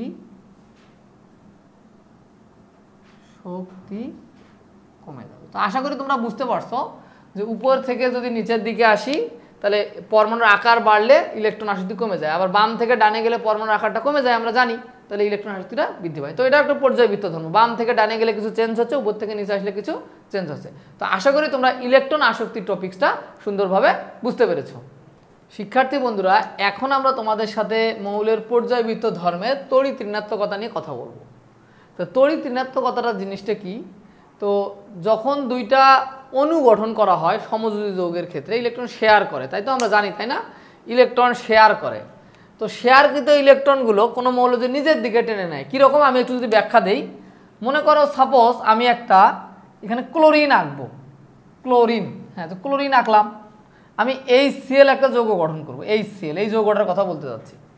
তো আমি যদি ক্লোরিনের কথা বলি, তো ক্লোরিনের সবার ভিতরে 2টা ইলেকট্রন থাকে, তারপরে থাকে 8টা ইলেকট্রন ক্লোরিনের ক্ষেত্রে, আর সর্ববহিস্থ স্তরে থাকে মনে করো 7টা ইলেকট্রন। ধরলাম 1, 2টা, 4টা, 6টা, একটা 7টা, এটা সর্ববহিস্থ, এটা ক্লোরিন। প্রথমে 2টা, তারপরে 8টা, তারপরে কটা, 7টা। এখন দরকার কটা অষ্টক ফিল আপ করতে? একটা। তো একটা হাইড্রোজেনের সাথে সে শেয়ার করবে, ধরলাম হাইড্রোজেনের সাথে শেয়ার করবে, হাইড্রোজেন দিয়ে দিল, তো এটা হচ্ছে হাইড্রোজেন দিয়ে দিল, এই যেটা হয়ে গেল হাইড্রোজেন। তাহলে শেয়ার করলো না। এখন এই শেয়ারকৃত ইলেকট্রনটা যদি এইভাবে থাকে, মনে করো এই ক্লোরিন, শেয়ারকৃত ইলেকট্রনটা মাঝ বরাবর থাকার কথা। এই কোথায় থাকার কথা? মাঝ বরাবর। এই যে কোনো মৌল যদি ইলেকট্রনগুলো নিজের দিকে টেনে নেয়, এই যে নিজের দিকে টেনে নেওয়াটাকে বলা হচ্ছে তড়িৎ ঋণাত্মকতা। অর্থাৎ ইলেকট্রনগুলো মাঝামাঝি থাকার কথা ছিল, এই ধর্মটাকে কি বলা হচ্ছে? তড়িৎ ঋণাত্মকতা। সমযোজী যৌগের ক্ষেত্রে শেয়ারকৃত যে ইলেকট্রনটা সেটা দুই মৌলের মাঝখানে থাকবে। তো তা না থেকে কোনো মৌল নিজের দিকে টেনে নিচ্ছে, এই যে টেনে নেওয়ার টেন্ডেন্সি, একে বলা হচ্ছে তড়িৎ ঋণাত্মকতা। তো ওই কথাগুলো এখানে লেখা আছে। দুটি পরমাণু যখন সমযোজী বন্ধনে আবদ্ধ হয়ে অণুতে পরিণত হয়, তখন অণুর পরমাণুগুলো বন্ধনের ইলেকট্রন দুটিকে নিজের দিকে আকর্ষণ করে। তাহলে যে নিজের দিকে আকর্ষণ করবে, এই আকর্ষণ করাটাকে তড়িৎ ঋণাত্মকতা বলে। অর্থাৎ আমি যে কথাটা তোমাদেরকে বললাম যে দুইটা মৌল যখন ইলেকট্রন শেয়ারের মাধ্যমে সমযোজী যৌগ গঠন করে, তখন শেয়ারকৃত ইলেকট্রনটা দুই পরমাণুর মাঝখানে থাকার কথা। তখন না থেকে কোনো মৌল যদি টেনে নিজের দিকে নিয়ে নেয়, কোনো মৌল যখন টেনে ইলেকট্রনগুলো নিজের দিকে নিয়ে নিবে, এই যে নিজের দিকে টেনে নেওয়ার টেন্ডেন্সি বা প্রবণতা, এটাকেই বলা হচ্ছে তড়িৎ ঋণাত্মকতা। তো পরমাণুর আকারের সাথে তড়িৎ ঋণাত্মকতার একটা উল্টা সম্পর্ক। কি সম্পর্ক?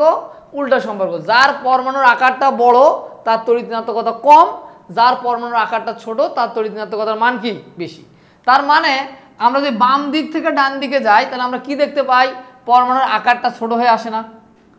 পরমাণুর আকারটা যদি ছোট হয়ে আসে বাম দিক থেকে ডানে গেলে, তাহলে ইলেকট্রন আসক্তিটা তড়িৎ ঋণাত্মকতার মানটা কি হবে? বাড়বে। আকার ছোট যেখানে, মান বড়, তড়িৎ ঋণাত্মকতার মানটা বড় সেখানে। তাহলে আমরা কি লিখতে পারি এখানে?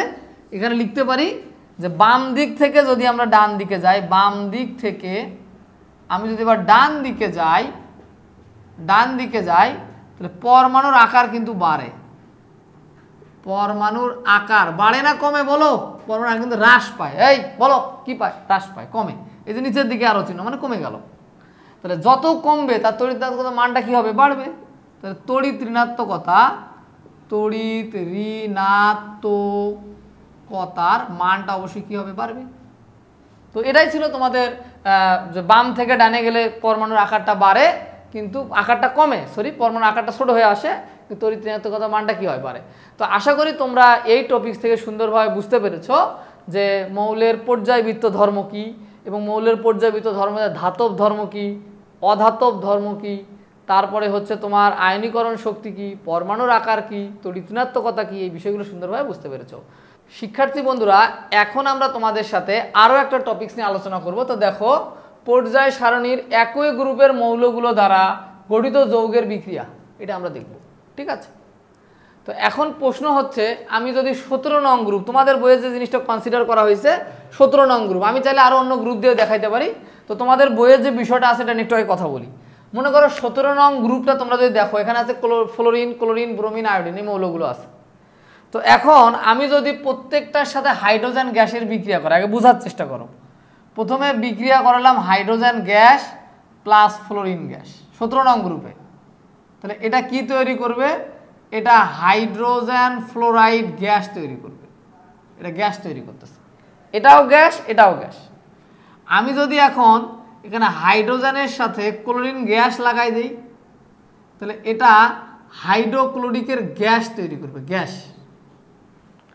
আমি যদি এখানে ব্রোমিন লাগাই দেই, তো এটাও কি তৈরি করবে বলো তো?